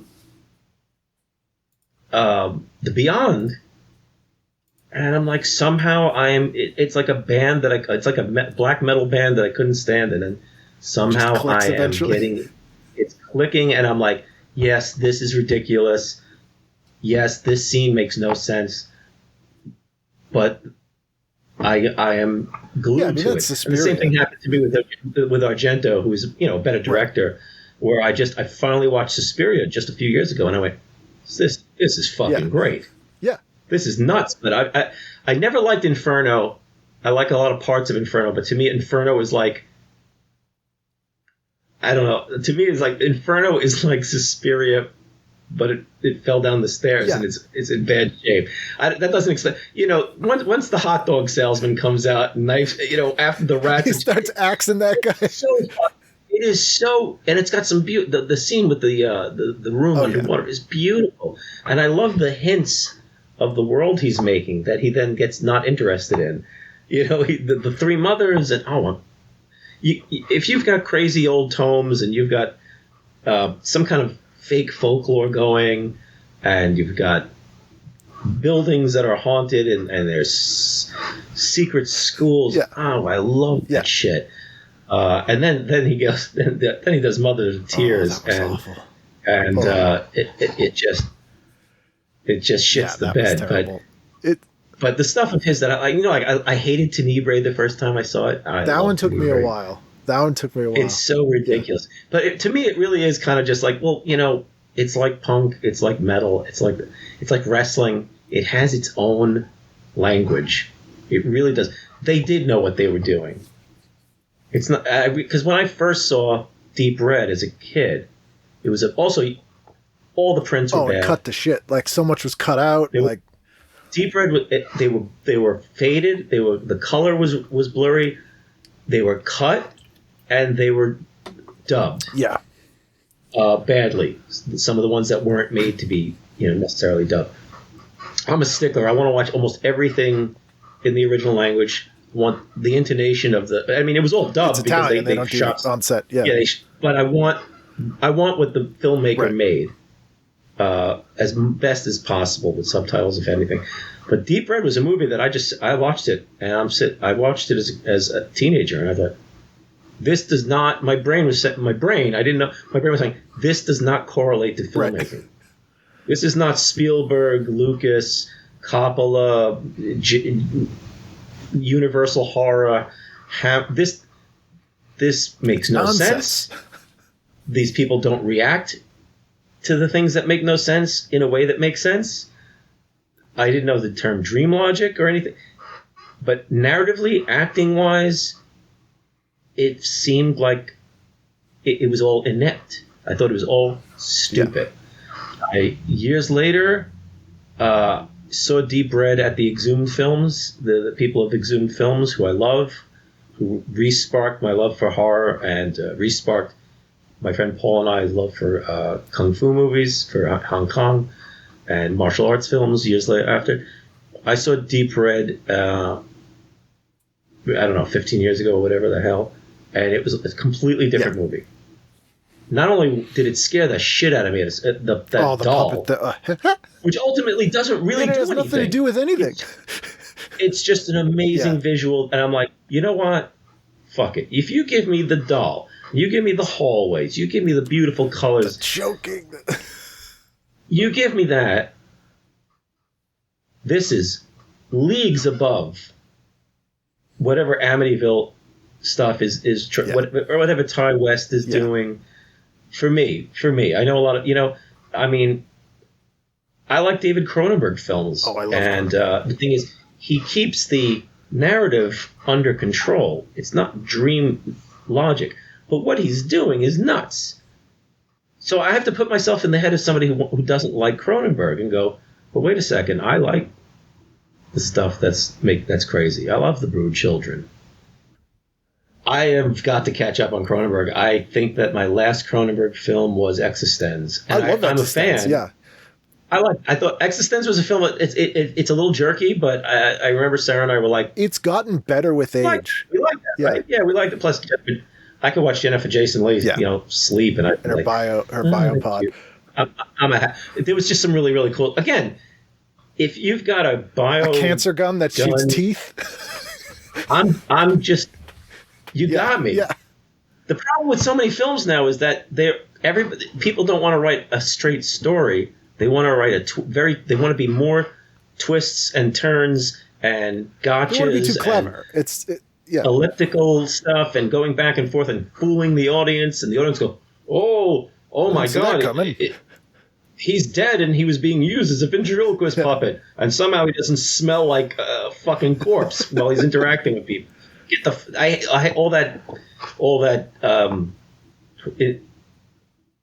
James Wan stuff and all that. Yeah, it's ridiculous. I haven't seen this, but all the in what's the ghost Insidious? movie? Insidious, which is basically like you start with Exorcist, and then you get Ghostbusters. Well, the Warrens who could you get Poltergeist, then Ghostbusters, and I don't know what the last third of the film is. I mean, I could rant about the Warrens and how they were a complete scumbag.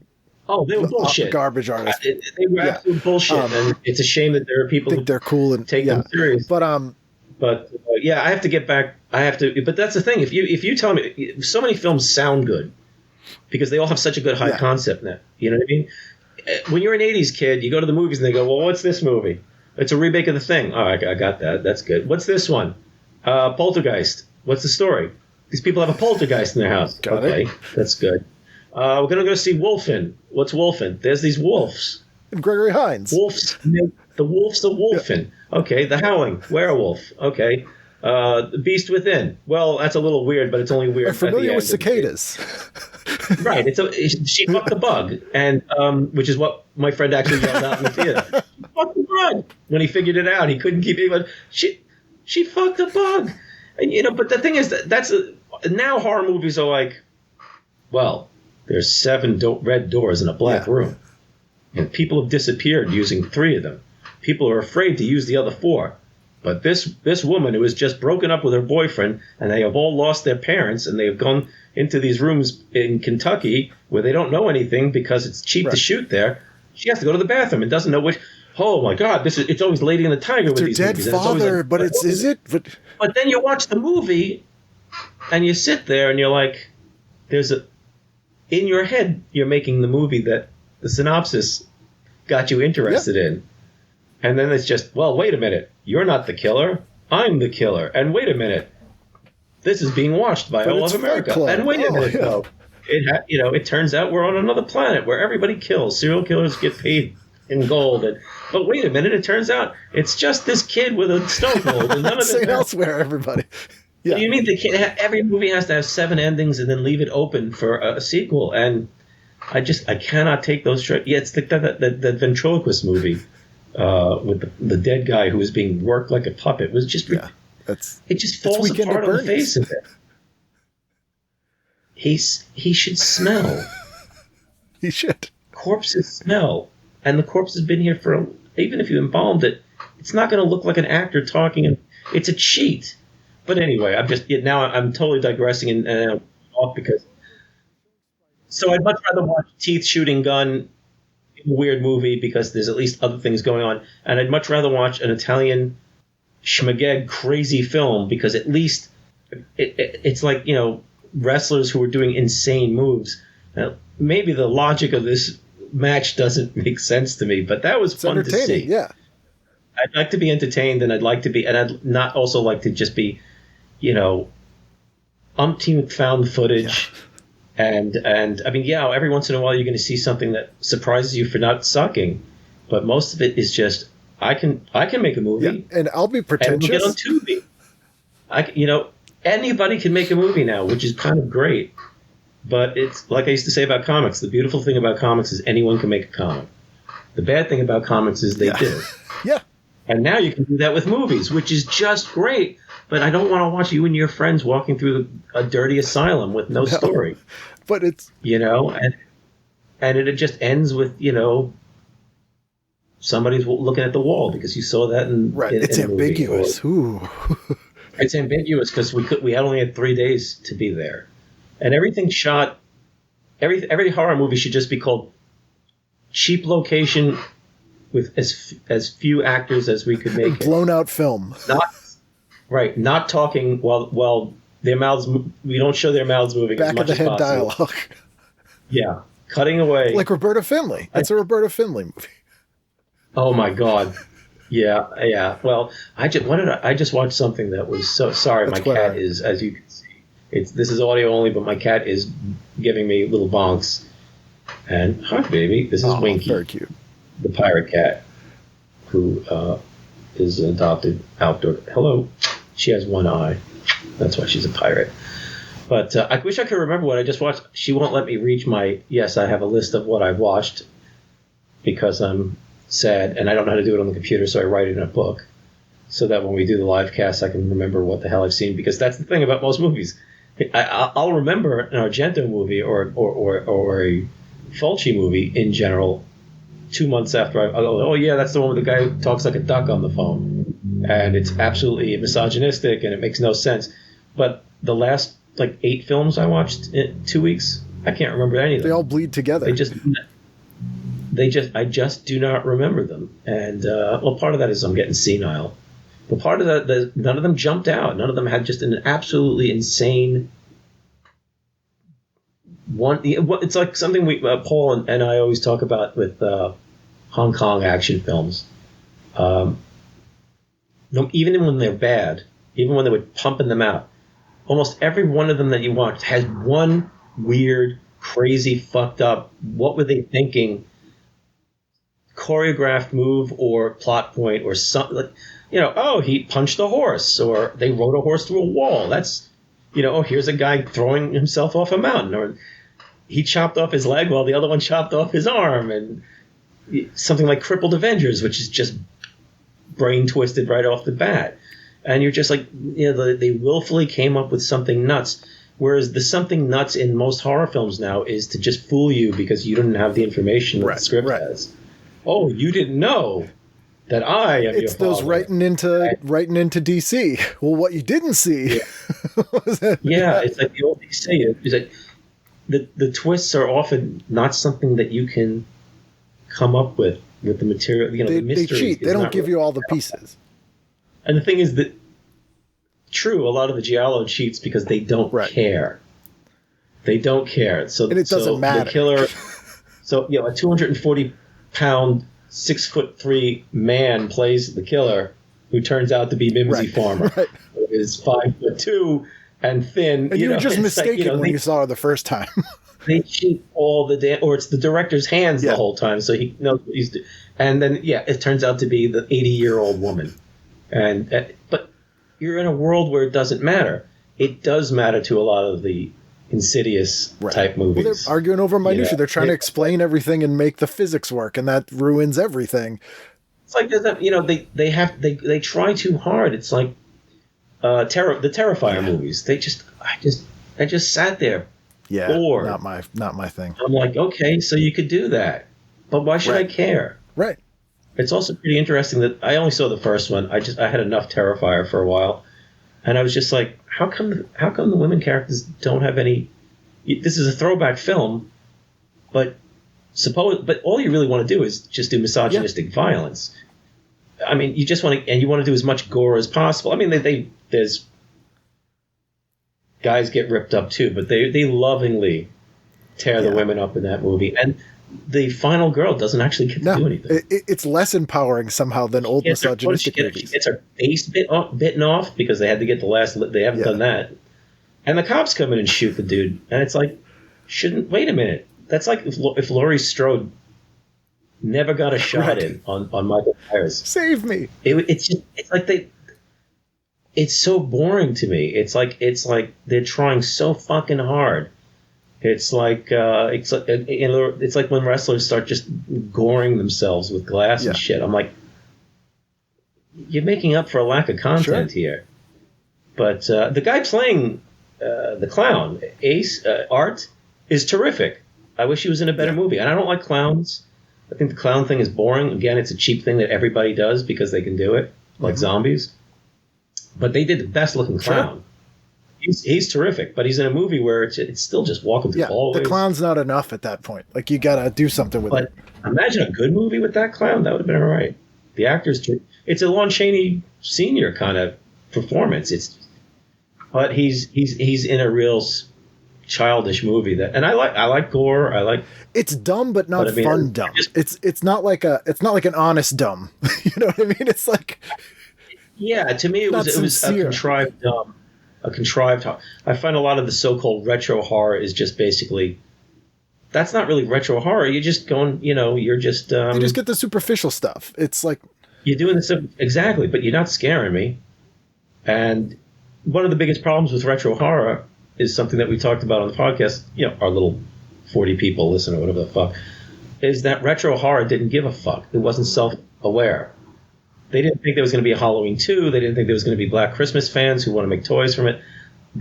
Children shouldn't play, dumb or good. Those best movies, those craziest movies, the psychotronic era of 70s and early 80s, they knew their movie was going to disappear. They didn't think that their characters were going to be turned into action figures or video games or there won't be pieces, sequels. Puzzles. They just made the fucking movie and moved on to the next one, and they were not self-aware to the point of, I've got to make the ultimate serial killer, or we've got to have the ultimate butchery of a woman. Now Italy upped the ante because the gross factor was a big deal, but in America, think about what some of the gross stuff was. Cronenberg blowing up a head, Return of the Living Dead, and so there was other things going on in the movies. Dawn of the Dead. you didn't feel that the person behind the camera was. You felt they were having a good time, but they weren't reveling in it like a teenager. No. And now everybody knows. Well, look, a movie like a movie that I wanted to like was the Trick or Treat, the one that has that little. with the little. There's like 5 Trick or Treat movies, so it's hard to keep. Yeah, it's the anthology one with Sam Hammond. Yeah.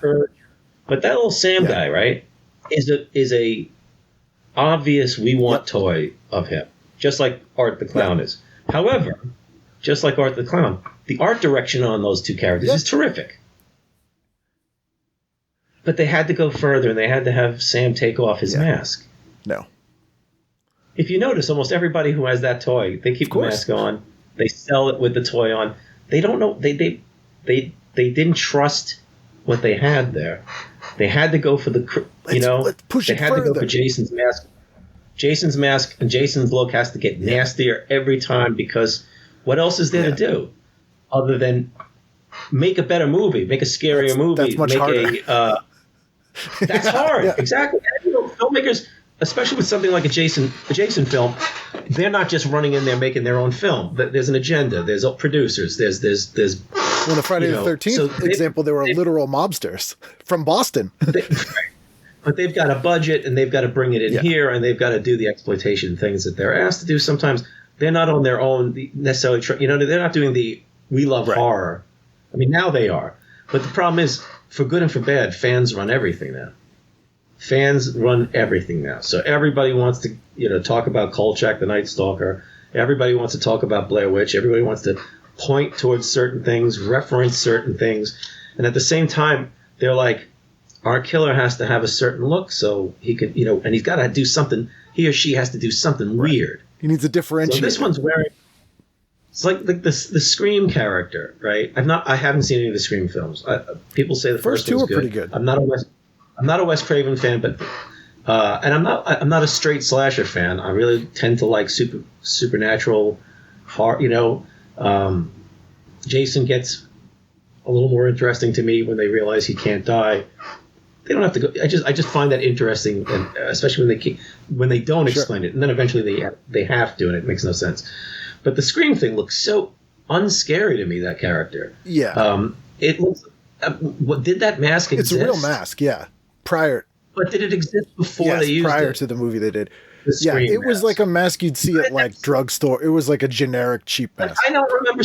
There are some outfits that look like like the murderer worked in fabricating costumes, like a superhero who goes, "I designed this costume to look really right." But at least, but they didn't. But a superhero who designs a costume that looks like, say, Ant-Man, and they're not scientists, that makes no sense. But if Spider-Man's great. He creates several patents in one night, sews up a costume, and makes web shooters, lenses that you can see through but you can't see in, all in one night. Never thinks of going to the patent office or the military to make the money for it. Fucking idiot. And then years later, people have to explain that stuff, I'm sure, away too. And I'm not interested. I'd rather he sewed the costume and just leave it at that. See-through lenses and created web shooters and web fluid. 3 beautiful things that the military would be interested in. And then he goes and wrestles a guy and can't catch a check. Just get it. Just go with it. Let him be Spider-Man. I like Japanese superhero stuff and Hong Kong action films like Heroic Trio because they don't explain it. They go, here's the Heroic Trio. Boom. You all know what heroes are and superheroes. What's their powers? You'll learn. You'll see it. It seems like every fucking movie in America that introduces a superhero has to do the Superman thing. Here's your origin, which is really great. Is fun because it's a story in itself, and then we don't know what to do, so we'll have Gene Hackman try to blow up. We'll have a meteor come and hit the Earth. We don't know what to do, so we'll have the Green Goblin somehow goes to Thanksgiving dinner with these peon people. It'd be like Bill Gates decides to go, I'll have Thanksgiving dinner, and so turns out I'm also the Green Goblin. Isn't that interesting? What coincidence? Right, that's the point of the movie where they don't know what to do anymore. When they hit the Superman origin point, and then they have to have a story for the character to defeat somebody. The second part is never as interesting as the first part. You know, the origin is people love retelling the origins, man. I'd rather see a movie where just come right out of the fucking right gate. away. We don't need that origin. And it's side note. I mean, sure, I dislike the Tim Burton Batman films, but at least they don't give you his need it. origin. Everyone knows it. It's one line. I mean, the problem with that is the problem with that is that it shows the ludicrousness of superhero movies taken to that degree, because in full light you see that Batman costume when he's threatening this guy on the rooftop. It's a jerk in a really stupid silly. Batman costume who can't turn his head, and he's just got all this rubber crap all over him. And then the next scene is a comic book scene that doesn't work because it's live action. He goes, "It was a giant bat." If I remember correctly, he's telling the cop, "It wasn't a giant bat. It was a fucking man talking to you in a fucking bat costume." It was who if you're going to be realistic and show this stupid costume, he should have been beat up in 3 seconds. One lead pipe to the head because he can't see. The man needs backup cameras in that fucking eye slots of that camera. The more you show of superheroes and take it seriously, the dumber they come off. The less you explain and the more you just show them in doing what they do, you'll believe it.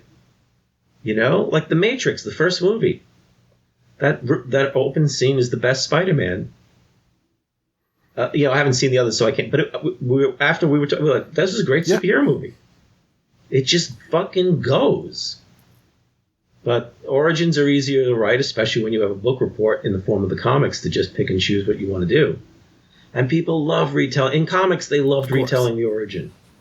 And it was like, just have a little, I enjoy reading a lot of manga, and it's like, part of that is because they just fucking set it up and go. This kid wants if shown in this kid wants to see girls' rear ends. He falls into something. The next thing you know, he's got a chainsaw in his head or whatever. Perfect. Makes perfect sense. And they just make it as crazy as possible, and they don't care that it makes no sense. One Punch Man is a parody of all this stuff, but it works still as its own thing because it's all stupid crazy. None of it makes sense. And it's entertaining. That's the bottom line. Radioactive bug. Live with it. Radioactive fucking bug. Live with it. The guy went to a sports arena and accidentally drank the thing and became Bouncing Boy. You're embarrassed by Bouncing Boy? Fuck you. It's all embarrassing.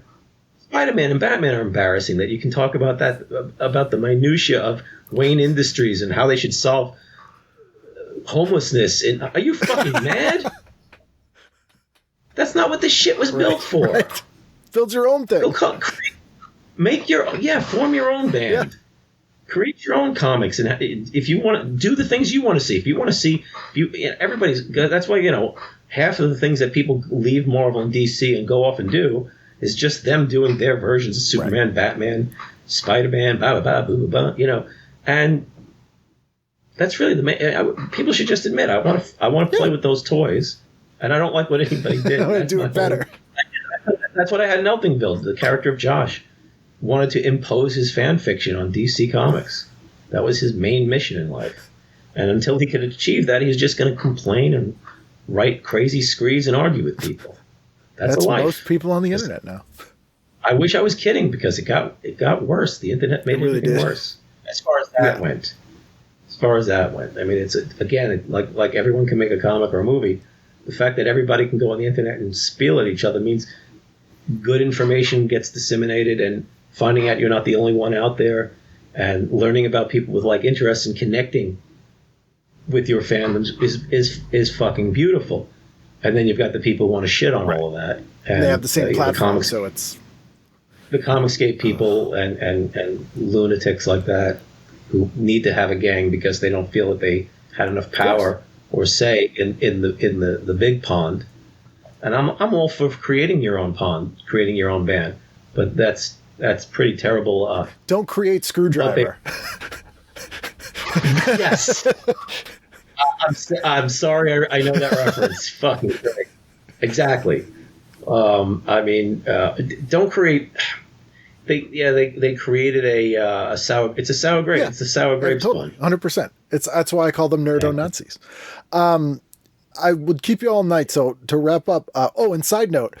Is there anything? Hold on. I just got up at like 4:30. If there's any actual, I do this all the time because like I'll just go off on tangent. If you have actual questions that you want me to answer with knowledge that I should keep it short, let's do that because I'm enjoying talking to you. We have a lot of the same this points. is great. I mean, we could we could sit down at a bar and hang out all night. We'll have to do this again. And talk about the Boston scene. 100%. We will do this again. Getting beat up at Murphy's Law side shows. note, I just finished Grady Hendrix's new book about the history of martial arts in America, and there's like tons of chapters about Chinese kung fu movies and how they came to the U.S. and all that. It's really good. Like, highly recommended. I haven't read any Grady Hendrix stuff. I'm on his mailing list, so I read the updates. But yeah, it's somebody that That book is called These Fists Break Bricks, and it's awesome. It's awesome. Nice. Definitely sounds up. The other thing, and the other thing I wanted to ask you about, and it fits in with everything that we were talking about. Yeah, because several times you were like, "Oh, I wanted to ask you," and then it's quite all right. You off the road. All right. It's Space Ghost because that sort of is the distillation of everything we've been talking about. In that you have a great, stupid, silly character in the original Space Ghost cartoons that looks really cool, but doesn't. There's no origin. Who knows what that is? And Coast to Coast was kind of the first thing that took that character and put it in a completely open-ended, non-narrative kind of silly thing, and it works perfectly. And I think I don't think I could have written for that. Like that, to your point, it's so hard. It seems really difficult to have written for that show. Space Ghost is a really interesting. Somebody could do a dissertation on Space Ghost and the way nostalgia works and the way a character gets into certain fans' heads and becomes sacrosanct. Is that sacrosanct? That's the word. Becomes very important. Fucking creeps. I'm a writer. Space Ghost is just an interesting thing because it was a hacked out, beautifully designed. Here's the thing: beautifully designed character by Alex Toth, great Alex Toth. Hacked out cartoons with no real inherent value past the design. The sound effects are cool. It looks great. It's terrible. Like, I loved it as a kid. It's terrible. All the Herculoids, I love that. But it's not something to. I don't understand how these things, like Scooby-Doo. I'll just say it. I don't understand the Scooby-Doo fetishism. Not so much that some people want to ship the characters or be sex with the characters, but it's a fascinating pop culture artifact. It is a terrible show that I worshipped as a kid, loved it as a kid, and then no, I don't get it. It's terrible. It looks bad. It sounds bad. It plays bad. But the funny thing is people have deified Scooby-Doo. It's memes and it's new movies and stuff. Space Ghost is just an empty jar. Beautiful looking jar that's empty. And a lot of people put their thoughts into it that they became very unhappy when Mike Wazzo's contribution to the jar was, what if Space Ghost was a loser who was interviewing B-level celebrities? Two of his villains were imprisoned there to work on the show. Now, he had a dream. He had a nightmare dream that Space Ghost was interviewing people. And the Adult Swim being what it was, they just gave him 15 minutes to do this very cheap show. And there are people who got mad about it. How do you getting mad at this fucking Hanna-Barbera merchandise opportunity that was just made to hopefully sell cereal or whatever the fuck it was advertised with, and then maybe somebody would make some toys from it, like the way they did of Top Cat or Pixie and Dixie and Mr. Jinx and things like that. It's just fodder. It's filler. Whatever fun there is to have of it is ironic or pop nostalgia, culture or nostalgia. But it is not a good show to take seriously or to get worked up about. There were people who were pissed off because Gary Owens didn't do the voice. So they had to come and speak up for poor Gary Owens. living out in Beverly Hills or whatever. That poor Gary. The Gary Owens fan base. Can't had to afford get mad. mustache wax. There were people who were pissed off because it desecrated Alex Toth's work. He didn't give a shit. He knew he was doing crap. work for hire. That wasn't his lifelong character he created. He did the best job. He did the best job he did for it. Bemoaned that it was turned into crap, and then started doing Super Friends. Another thing people have a childhood stranglehold over their adulthood. There were people who were complaining that it made fun of Space Ghost. Don't watch it. Yeah. But to get angry about it? I put a joke in the first Eltingville strip where they talk about the new Space Ghost show, and one of the characters is like, they be like, stinks, makes fun of Space Ghost. It's no good, and the show wasn't made to make you feel good about Space Ghost. It also wasn't made to make you feel bad, but to make you angry about the people who make. It's just a fucking show. Entertainment can have purpose and can be important to people. You talk about the She-Hulk comic earlier. Sarah, my wife, she remembers reading She-Hulk and not thinking it was the greatest, but there was not much else with that had a female superhero leading the book. So, that's what you did. You found the things you were interested in. Like we were talking about punk rock and about being into monster shit and animation in the 70s or 80s before it was everywhere. You took the best you watched. You watched Battlestar Galactica and you made up for its faults. You watched Doctor Who and you went, okay, that was something. monster is terrible. Whatever. You watched Star Trek. You watched every movie, and you went looking for. You watched the Lathe of Heaven was on PBS. Some maniacs was showing The Star Lost, one of the worst shows ever. Harlan Ellison wrote it. Anything that was in your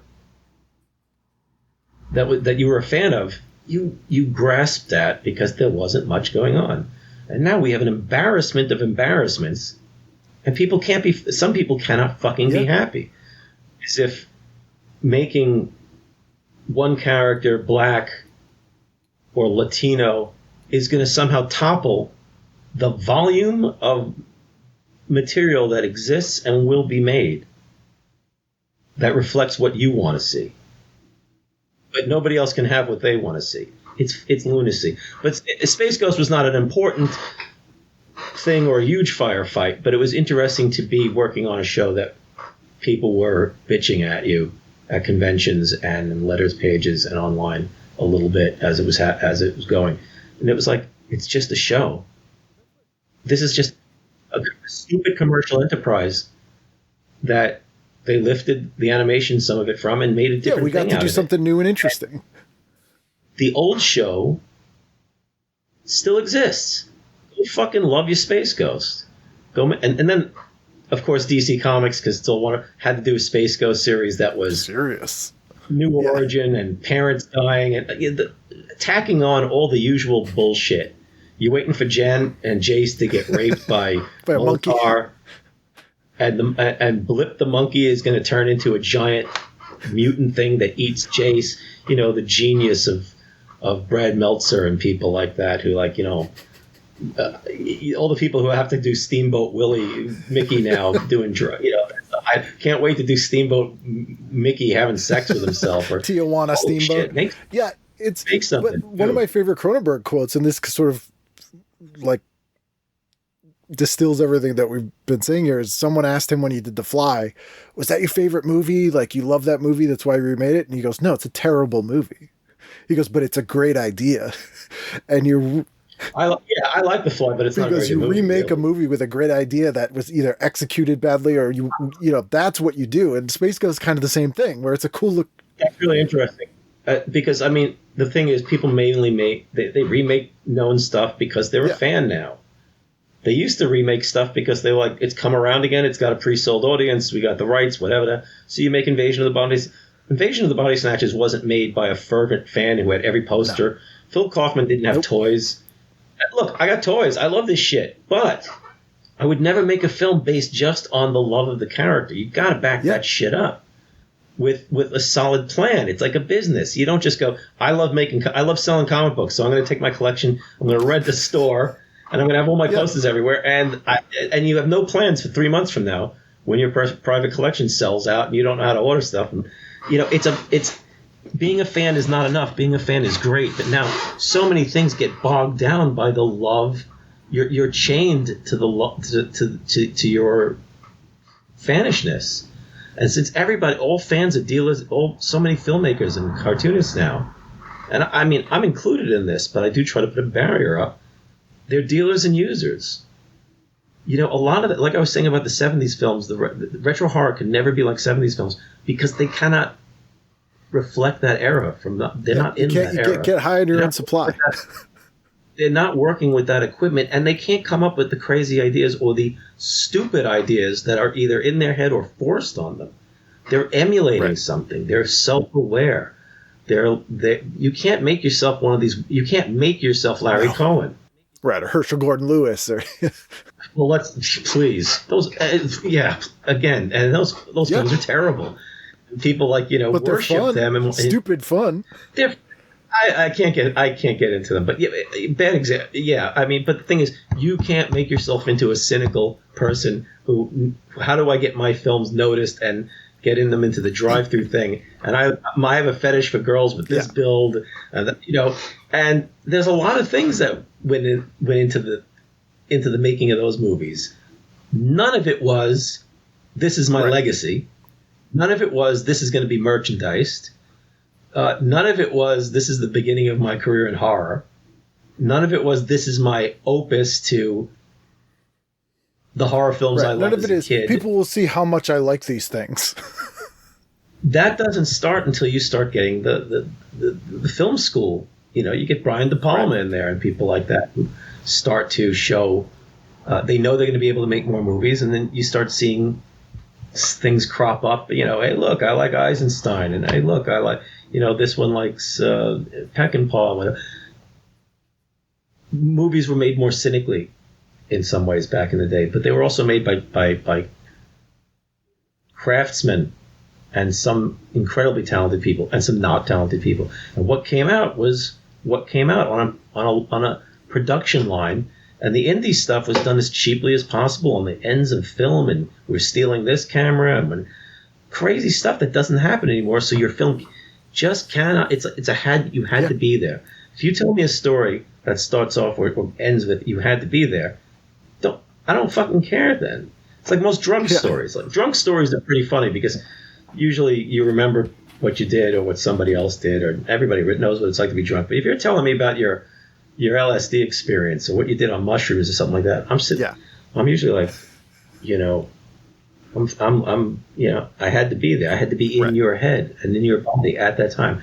And that's why retro horror drives me up a wall. Retro horror is having a rotary phone on the wall and having some avocado and shit brown getting all background stuff. It just doesn't. Well, I'll say this. I'm sure there's films out there that do it, but I haven't seen one where I go, wow, this really captures the essence of a hastily shot, crazy movie where people are, people don't make Evil Dead. That's not even an old movie. Well, it is, but people aren't living in their cars. Well, they don't have to innovate. They don't have as many, because it's easier to do things. You don't have to and I will let you go soon because again we'll be all night. But this is a person who I think of Frank Henneletter's films, and Frank Heneletter is a guy who really wanted to make movies like movies he liked, and just made these as the best that he could with what he had, and innovated some weird shit because he couldn't afford to not. It was like. Not being able to afford things used to be where innovation and problem solving came from, and where you got, I always think of John Carpenter in Prince of Darkness. They could not track a knife coming towards another character, and it was going to be the knife is following it through. So they hired a bus. And somebody painted brick walls like a poster on the bus. The bus drove drove this way while the knife was held up, and it looks terrific. And now they've come up with some CGI way of doing it, or this and that. CGI is a great tool, but it's allowed people to just go, well, we can do anything we want, even on this low budget. It makes first drafts okay. Everybody can have that goddamn drone shot of the woods, and everybody can do The Shining and show that car going, and it's the dullest thing to see that in every movie. It used to be the way people would hire a helicopter to, and they'd really show you that helicopter. Now that drone's got to get used as much as possible. It's Johnny LaRue's crane shot from SCTV. Crane shot. You don't know what to do in the script, and you need a break. Let's have that drone going over the house, and let's see the fields again. It's not atmospheric at all. It's just it's a way to do it. It's a way to link scenes in your weak script. Yeah, it's just there's always good movies still being made, but there's so many being made right now that they're fanish, even if they don't look. Because everything can look decent now with digital, but it's like without all these. Sometimes you need to have to put the brakes on. You need rules and barriers sometimes in order to make something good. I mean, it's an old reference, but I always think about in the making of King Kong, the stop motion original one, that they had written and boarded the scene where the pit, the last of the sailors that get killed on that log, and Kong shakes them all off. It's a great scene. Young people would probably look at it and think it's crap now, but it's a great idea. If you know what I mean. The fact that I found that as a kid terrifying. You can't move 2 inches without letting go, and this damn monkey is shaking you off, and the men are screaming, and you don't really hear men scream in movies much, especially back in the day. So Kong he shakes them all off, and then there's one guy he can't get off. He throws the entire fallen tree down into the pit. There's supposed to be a scene where they show that the men at the bottom of the pit are not all dead, and these spiders and scorpion type creatures come out of niches and start eating them and ripping them apart. And everybody, I don't remember if it was shot, if O'Brien animated any of it or not. You get a hint of it because one creature comes up the wall to get at the main character, and he cuts it loose. The filmmakers made the decision. They felt that it wasn't a money situation. They could do it, but they decided that it was a scene that they should not have because it was so over the top and would have such impact and be scary for audiences at the time that it would impede the flow of the movie. The people would just be they'd shut down, knocked out, and kind of exhausted, and they wouldn't be able to top that. So they made the decision to take that scene out. People don't seem to take scenes out anymore. They just make it they add another 20 minutes. Look at I couldn't watch the Peter Jackson Kong. Yeah. 2 hours. I watched the scene because I wanted to see some of the animation, some of the effects of and the scene where the four-legged dinosaur, back then we would have just said a brontosaurus, is chasing the men in the swamp. It's like a 2-minute scene in the original movie. I'm watching it. I'm waiting for something to happen, and it's just swamp for 20 minutes. He's such a self-indulgent. Yeah, because no one says no, and sometimes you need to hear no. No one says no, and even if you're making an indie film, people don't seem to say no because it's easier to add shit than to actually sit there and go, "Do we need this?" And I'm sure there's plenty of filmmakers who do not. Who really sit there and make every shot count and really think about what they're doing. But I mean, I love horror movies. I love watching these kinds of movies, and everybody talks lip service about the script. Of course. The script if you're a low budget filmmaker, the script is the cheapest at any budget. The script is the cheapest thing. You write a tight script. When we worked on, we didn't do that much work. We worked on maybe 8 shows. We did, maybe 30 scripts or something like that between them. Some of them were only a minute. Even the DC Nation Metalman scripts that we did, beginning, middle, end, goals, set things up, show the characters at show the characteristics through the behavior as well as not just their dialogue. Don't go on the nose, blah, blah, blah. Have a real good wrap-up. Keep people interested. Don't belabor. It's just people walking around hallways. And just because you have a location doesn't mean you have a movie. It perpetuates itself because they see it in other things, so they go, that's how it should be, and then it's, And also the thing is, it's like, for a lot, I grant you, it's an achievement to get, you made a movie. And now, not only made a movie, but people are watching it because things are every streaming service. So the worst stuff on earth can now be, movies that would never have been even released on video back in the day. I watched something, this thing called Necronomicon, which was it's apparently other movies chunked into it.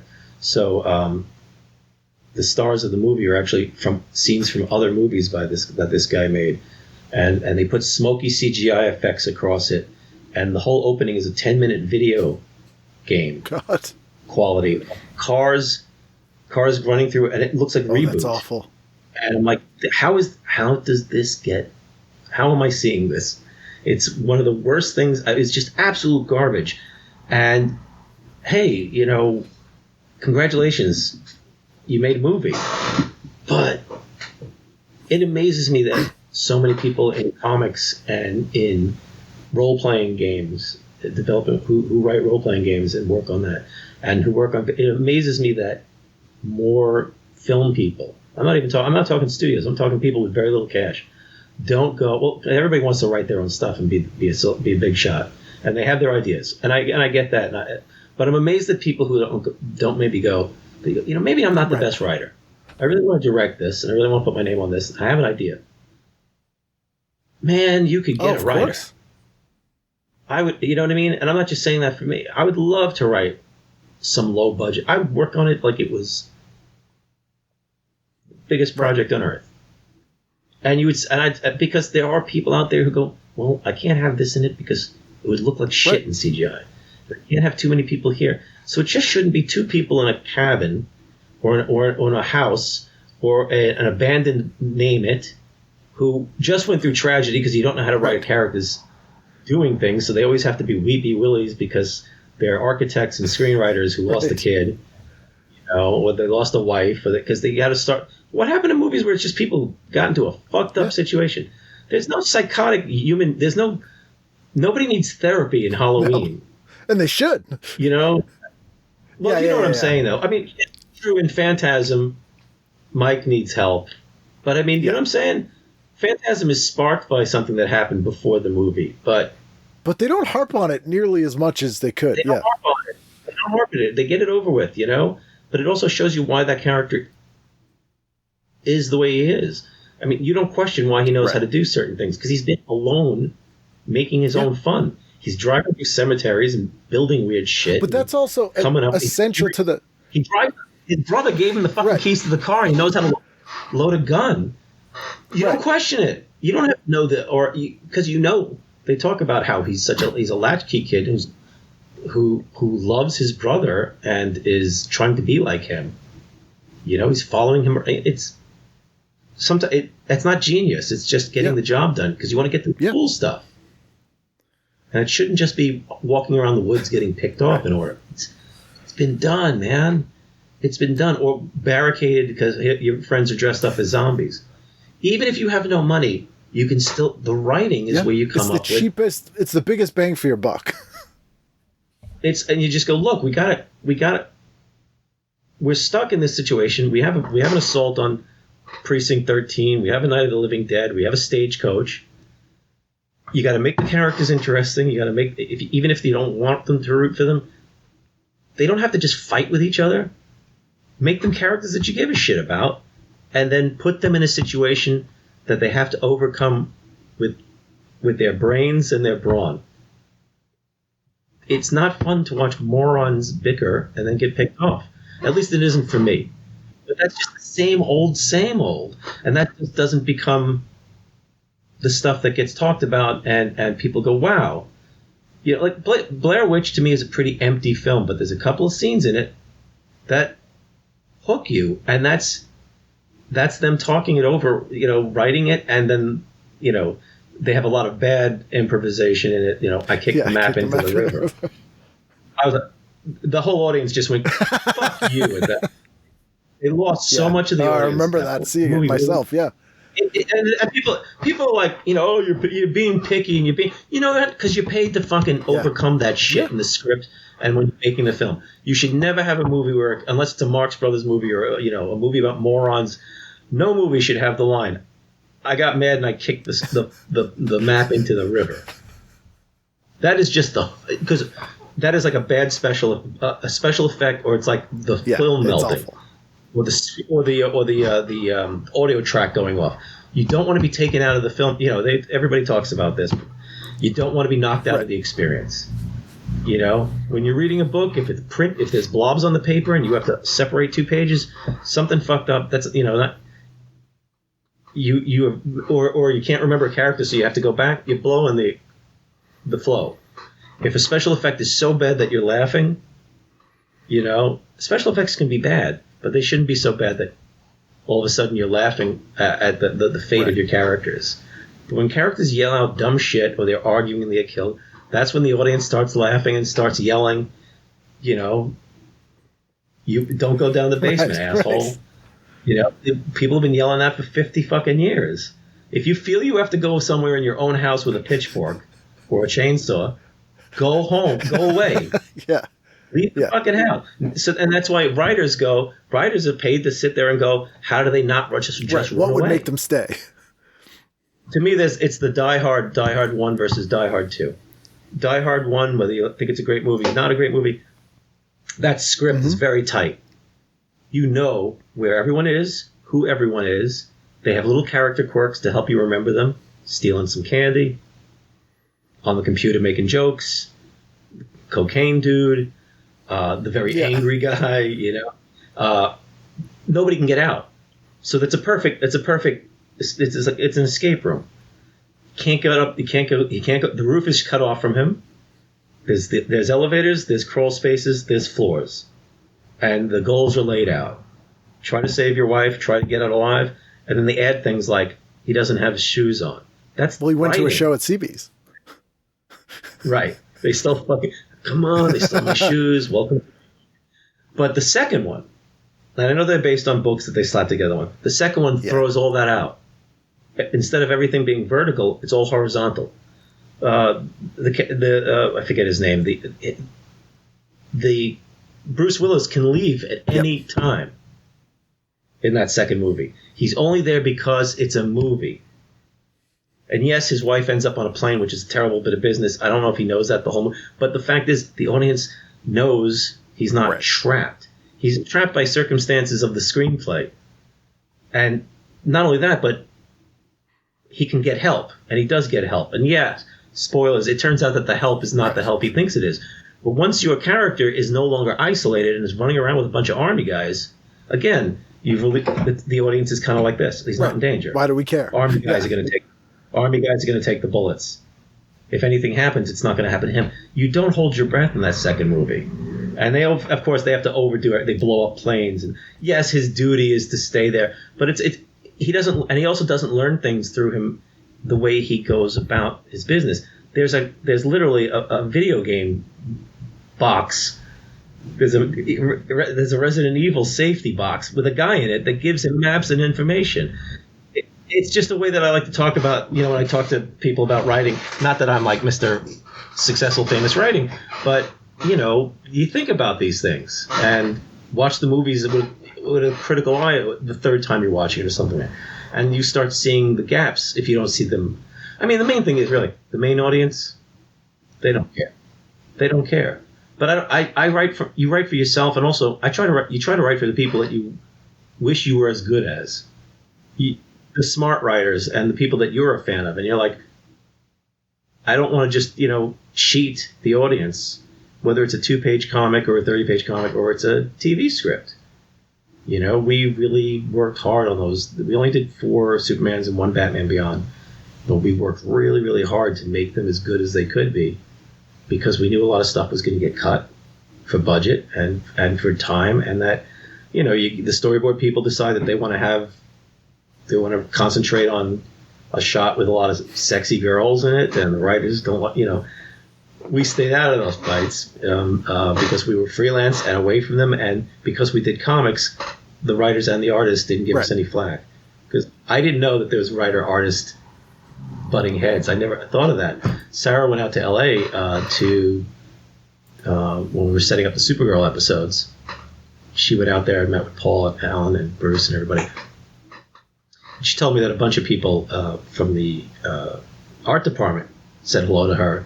They said they like, some people, they liked our scripts, and that, some of them knew our comics and liked our comics. And she said that Paul kind of was like, because you guys do comics and you draw, the artists don't see you as writers. Right. To get argue. Respected by both. And the writers, they don't even care. I don't even know if they do. You're just writers. So it was neat. They had Joe Lansdale on a few episodes. Oh, yeah. The '90s was really good to us. I should have. I did not want an agent, and I should have gotten an agent. For people who didn't have an agent and lived in New York, in Staten Island, which is technically New York, we did pretty good. I mean, we worked on Space Ghost, Superman, Batman Beyond. We did the Eltingville pilot. We did some DC Nations, and then we ended up on Yo Gabba Gabba for 3 seasons, and we wrote episodes of it as well as the cartoon work. And we did a couple of Bibles for the Warner Brothers. We did a Commandy Bible, and we did a Bible for a project that Bruce Timm was doing. But you always feel like Bruce Timm's they're just letting him do stuff to keep that, because he always goes back to the superheroes. We worked our asses off on those 2 Bibles. I did a Bible for Skeleton Key back in the day, and Andy Watson's coming. But I didn't have contacts. I screwed up a pilot at the Cartoon Network when we were talking about therapy earlier. I was going a little. I've always been afraid of the responsibility of what if the show really happened, if Tyrone's Inferno was the pilot after Eltingville that featured the characters that I created, that the network owned the rights to. So it was all the small kids. And I really, really liked the pilot script. Everything was approved. Sarah and I had job. Sarah had a producer's job. We designed the characters. We had it all set, and I had to redo the Bible. Literally just redo a couple of lines because they were doing a show called Lucifer, the daughter of Satan. The devil, that one, yeah. And our main character Tyrone was a demon that they called up with a heavy metal record or some dumb shit like that, or some right in New Jersey.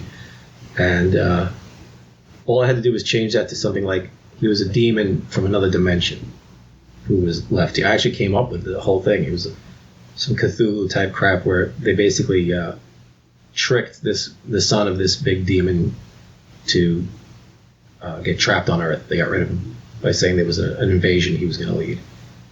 And he got trapped here for thousands of years and fell asleep or whatever the fuck, whatever. I was so neurotic at the time and scared of stuff. I was freaked out by the failure of Eltingville. And then I was freaked out by the idea that I might have a shot at a real show. The success is scarier sometimes. Because the way everybody was acting, this show was moving quickly. The pilot was moving quickly. And everything was approved. I had a good relationship with the producers, and I blew it. I just sat there and I just froze. And eventually they put the pilot on a shelf. They gave me plenty of time to hang myself. They showed some of my art at San Diego. I didn't know it at the time, and said, "This is a pilot work on Tyrone's Inferno." I've never gotten over the guilt of screwing that up and ruining that opportunity for myself and for Sarah. Who knows what would have happened in my life? I think there's still time. I think you got stories in you, and there's still time. There's a lot of people. The internet has brought out a lot of amazingly talented people. And for all the negative stuff I talk about scripts, and it's not. There's just so many talent. I mean, art-wise, I'm blown away by what I see by kids online, and I would never have gotten into the industry now if I drew the way I did. Yeah, I know it's different times and everything. The industry was much smaller. Comics was much smaller, but working on animation was not. It was still not my main thing. I love comics and I love having the control. And my comic stuff was doing okay at the time. The industry hadn't changed over to graphic novels, which was just not what I did. I did anthology, one-person anthology, jokes and stories like that. And it took me a long time to adjust. Too late. And Tyrone's Inferno was like, I feel so guilty, and I wasted their money, which also hurt. I felt really bad. They got enough. Yeah, but you know what I mean? But I would be the same way. I totally get it. Yeah, they put their faith in you, and you feel like you let them down. And at the same time, we got fired off the Shin-Chan show because I froze on the last 2 script talks. I hated the show. I hated working on that. I thought it was terrible. We were doing script doctoring, and the thing is, we got the script from them, and it was just piss fart ass jokes. And we were like, the characters don't even have distinct voices. Right. So we can at least, let's go in there and do that. And then why are they doing it? We were stupid. We went in there and tried to make it good. Fix the structure and we were fans of the Japanese show. Yeah.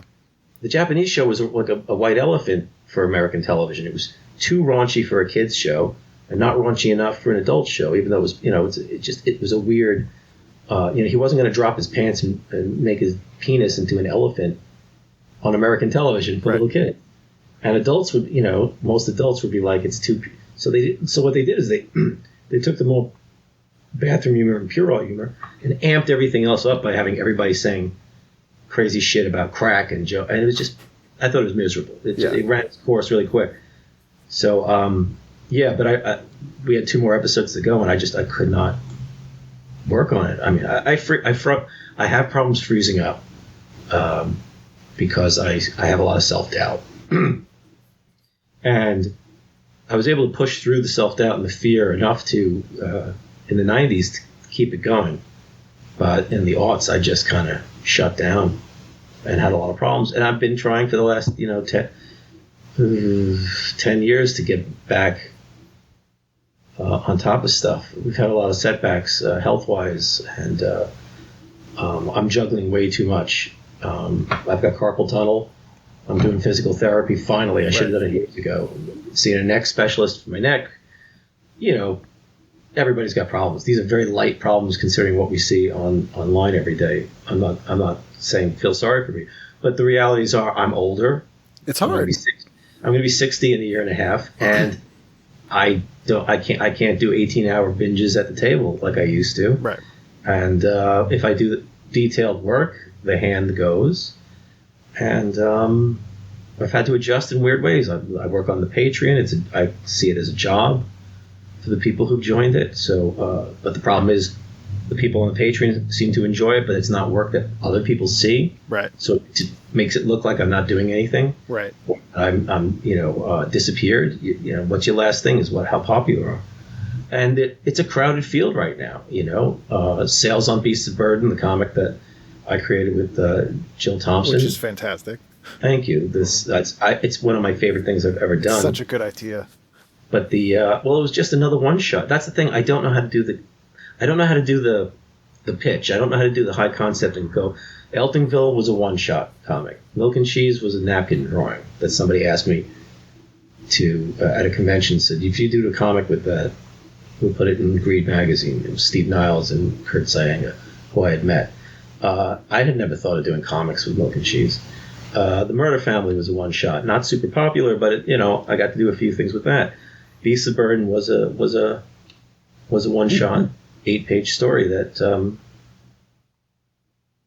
was done in an anthology. The response to it made people ask about at Dark Horse. Were like, because it was funny because we were like, oh, you made somebody cry, you made somebody in production cry, and another person. And Jill cried at the end. There's a teardrop on the watercolors at the end. But Jill leaving the book hurt it really bad, and our schedule was never great. So we're trying. I'm working on a new arc. I was working with Ben Dewey on the last 2 with the Wise Dog stuff. We realized we need to go back to the main storyline. It has a loyal following, but it's kind of, you don't put out books regularly, that's going to happen. You're going to have lower sales. But Dark Horse has been, there was a lot of production work done on it when this company Real Effects optioned it. and they put a lot of money into designs and stuff. I think Shane Acker was the name of the guy who was attached to it and was doing the artwork and design. The script, I have the script. It was terrible. I stopped reading it after 10 pages. Yeah. It was just awful. But they made a movie about turkeys. It's an animated film about turkeys. That's right. I know Oh. Absolutely bombed, and they were an effects group in Texas who did a lot of film work for other people. They would do segments and commercials, and they tried to get into features. And the second movie was The Book of Life, which was actually pretty good. And the third movie was supposed to be Beasts of Burden, but the company, they folded. So I mean, people like Beasts of Burden, but it's like there's just so much. It's hard to puncture the amount of work out there. It feels like a new book every time we put it out, and we'll see. We have some plans this year. With Dark Horse is still supporting it, and Daniel Shaben, our editor, he's behind. Biggest problem is I'm having trouble getting the scripts done, and because we've been since Sarah basically hasn't worked in a couple of years because of her cancer, which she's cancer free now, which is fantastic, but there's still she's still going through a lot. Yeah, that's really hobbled us because we usually work together. We wrote a lot of things together, and she did all the production work, which I have absolutely no idea how to do, right.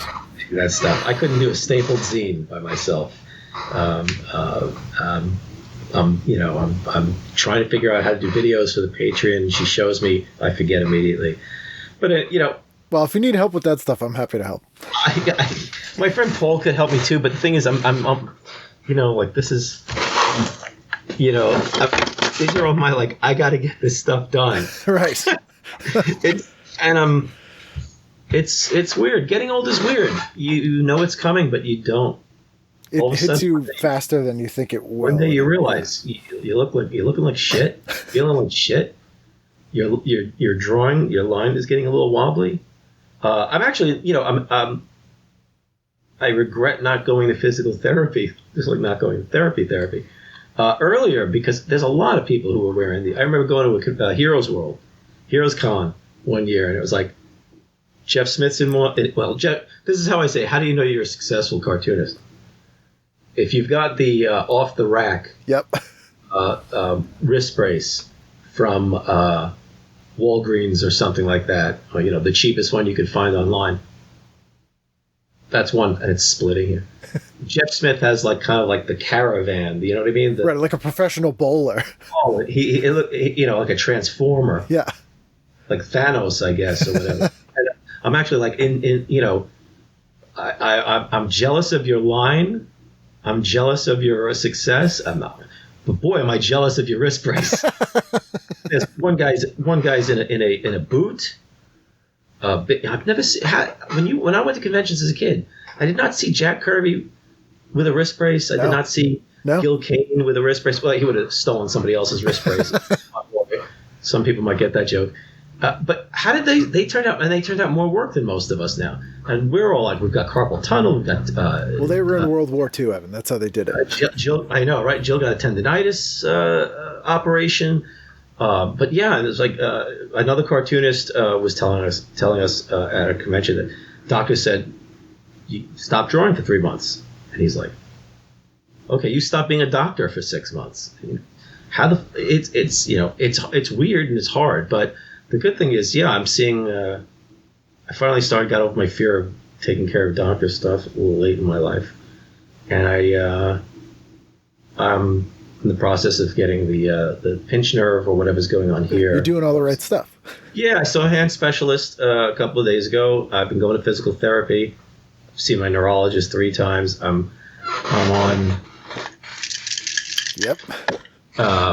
Pain relief and a muscle relaxant, so I could become I could pretend I'm a wrestler and have a heart attack in my bathroom. Jake the Snake it. But it's it's stuff people don't like to talk about. So this is funny. I like talking about this stuff to younger cartoonists because I'm like, it's going to happen. Yeah, it's the reality of it. Technology will be better, but work on your posture and stuff like that. Eat regularly. There's a lot of small things that really help. Stuff you don't think of, and it's and how to do your taxes, how to read contracts. I like to, whenever I do discussions, people don't really ask me much. COVID broke things up a lot, and there's a lot more.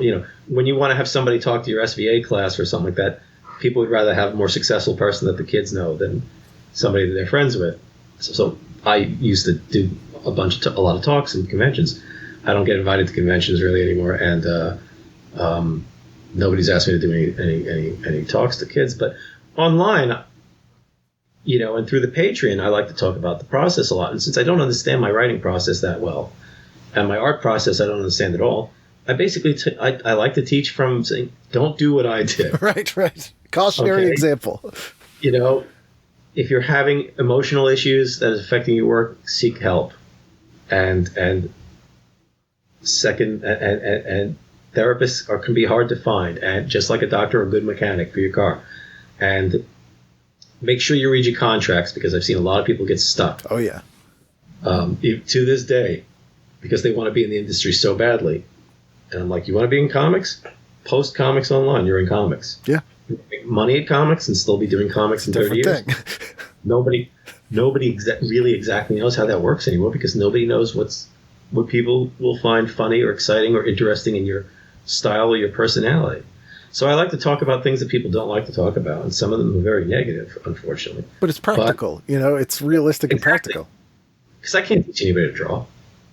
I mean, I don't really love the way I draw sometimes, but I can tell you how to not act at a table when you're showing your artwork to an editor or another cartoonist. Don't run yourself down. Don't apologize. Don't shit on yourself because they like your stuff and you don't want to insult them. Well, if you do that, you make the person who likes your stuff seem like they have bad taste. Yeah, exactly. Number two, people really got sick of my self-deprecation. Number three, it makes you feel worse as a person. Yeah, it's not helpful for anybody. I've been very good at helping other people say things like, don't say you're stupid, even just as a joke. Don't do that, because you're actually hammering at yourself. Yeah. And if you don't believe it, you will believe it. And if you do believe it, you'll just make yourself feel worse.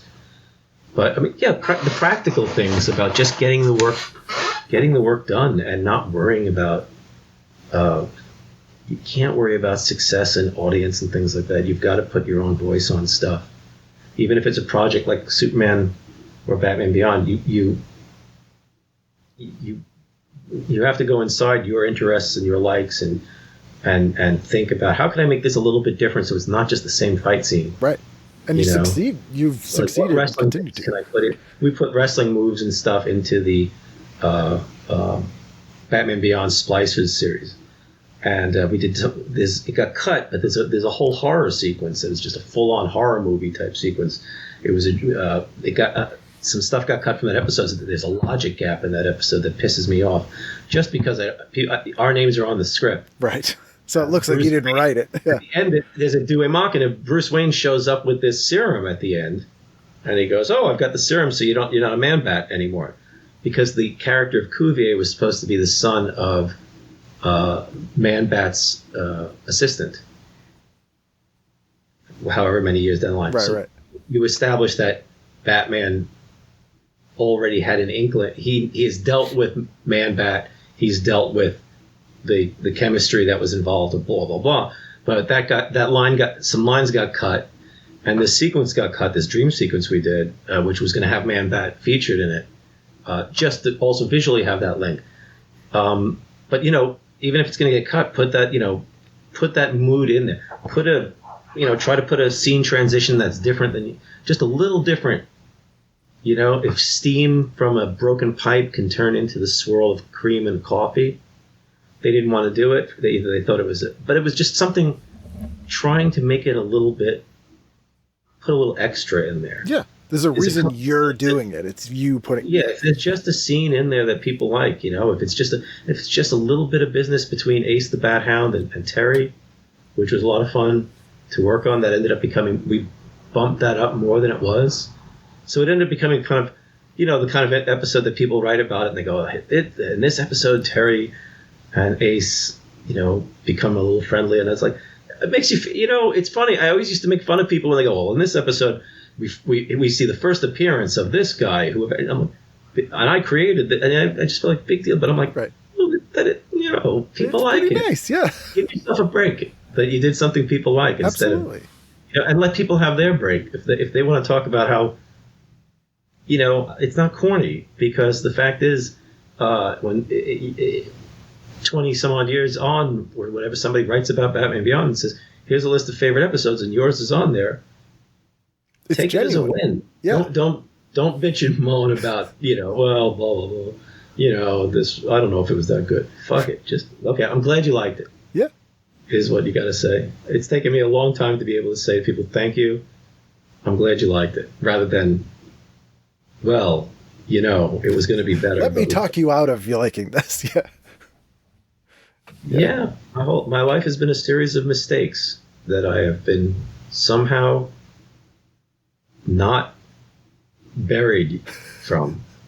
I guess I did good enough work to get through the period of time where everybody thought I was a jerk because I was a jerk, and which was anxiety coming out as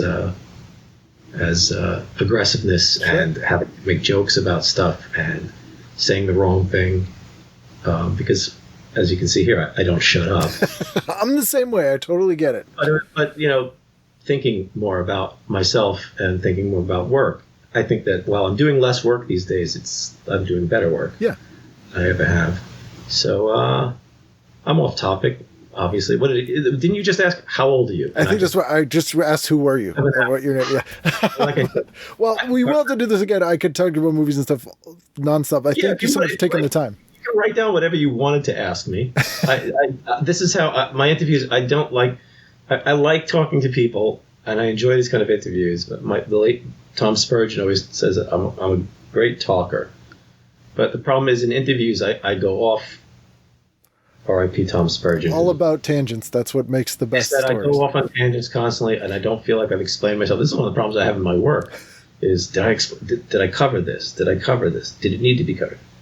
Tom. Again, speaking of Tom, he's the first person who pointed out in a review of my work that I over-explain concepts and things because I'm afraid that people won't get it, and that it gunks up the works. And ever since then, I've always like, yeah, you are. I do. I'm not sure if I write the way that I talk, which is a real problem. But then you can edit. Editing is so hard. I hate rewriting is so necessary, and it is so hard. Yeah, that is the hardest thing. It's hard to be objective, and it's hard to. I don't really kill my darlings because I don't really have that many darlings, but I kill my friends. Right. It's getting a little easy, but like I said, I'm in my 50s, and it's so hard to let go of something. Yeah. No. But on my Patreon, I do comics about writing because we don't talk about writing in comics that much. It's hard to talk. It's a little more. It's in the air and it's not on paper. Right. The way that art is, if you look at an artist comes to you, you say, "Can I? Do you mind looking at through my work?" And I'm like, even though I said, "Look, I don't know. I'm not an expert on art and anatomy and composition, but I can, and I can point out certain things. These are tangents here. You should, your foreground should have a thicker ink line than your background. You don't need all this. This is turning to mud. You've broken the 180 rule, blah, blah, things like that. But if nobody can come up to me and say, hey, I want to can you read my script? That's why the script piles would be like this at DC when they used to allow you to send them stuff. And they'd be unread and gumming up the works. But the art piles, you just go, no, maybe 6 months from now. So it's hard. Writing is really hard because it's not emphasized in art schools that do comics or comic schools. It's a hard thing to put across. So I like talking about the art, but I do it as comics because I think if you can keep referring back to it, it's nicer than just something that's in prose. It helps you understand it better because it's using a different. Yeah, it's a comic. We can make the point in a way that hammers it down in one panel. You can, one of the things I do is, how to get rid of ideas and save them for later.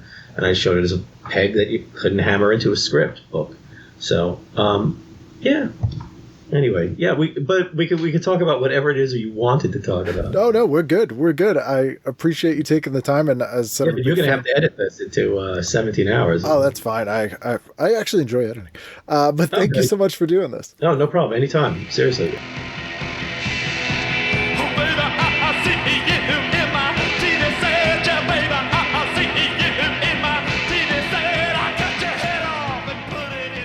There you go. That's Evan. Love that guy. Again, super talented, amazing artist, fantastic writer. Check out, if you've never, for some strange reason, read any of his stuff, do that now. Go to houseoffunstudio.com or go to the Patreon and you will not be disappointed. Speaking of not being disappointed, I know next week you won't be disappointed because I'll have a brand new episode of TV Guidance Counselor, so I hope to see you then for that brand new episode of TV Guidance Counselor. It's still the Joker's boner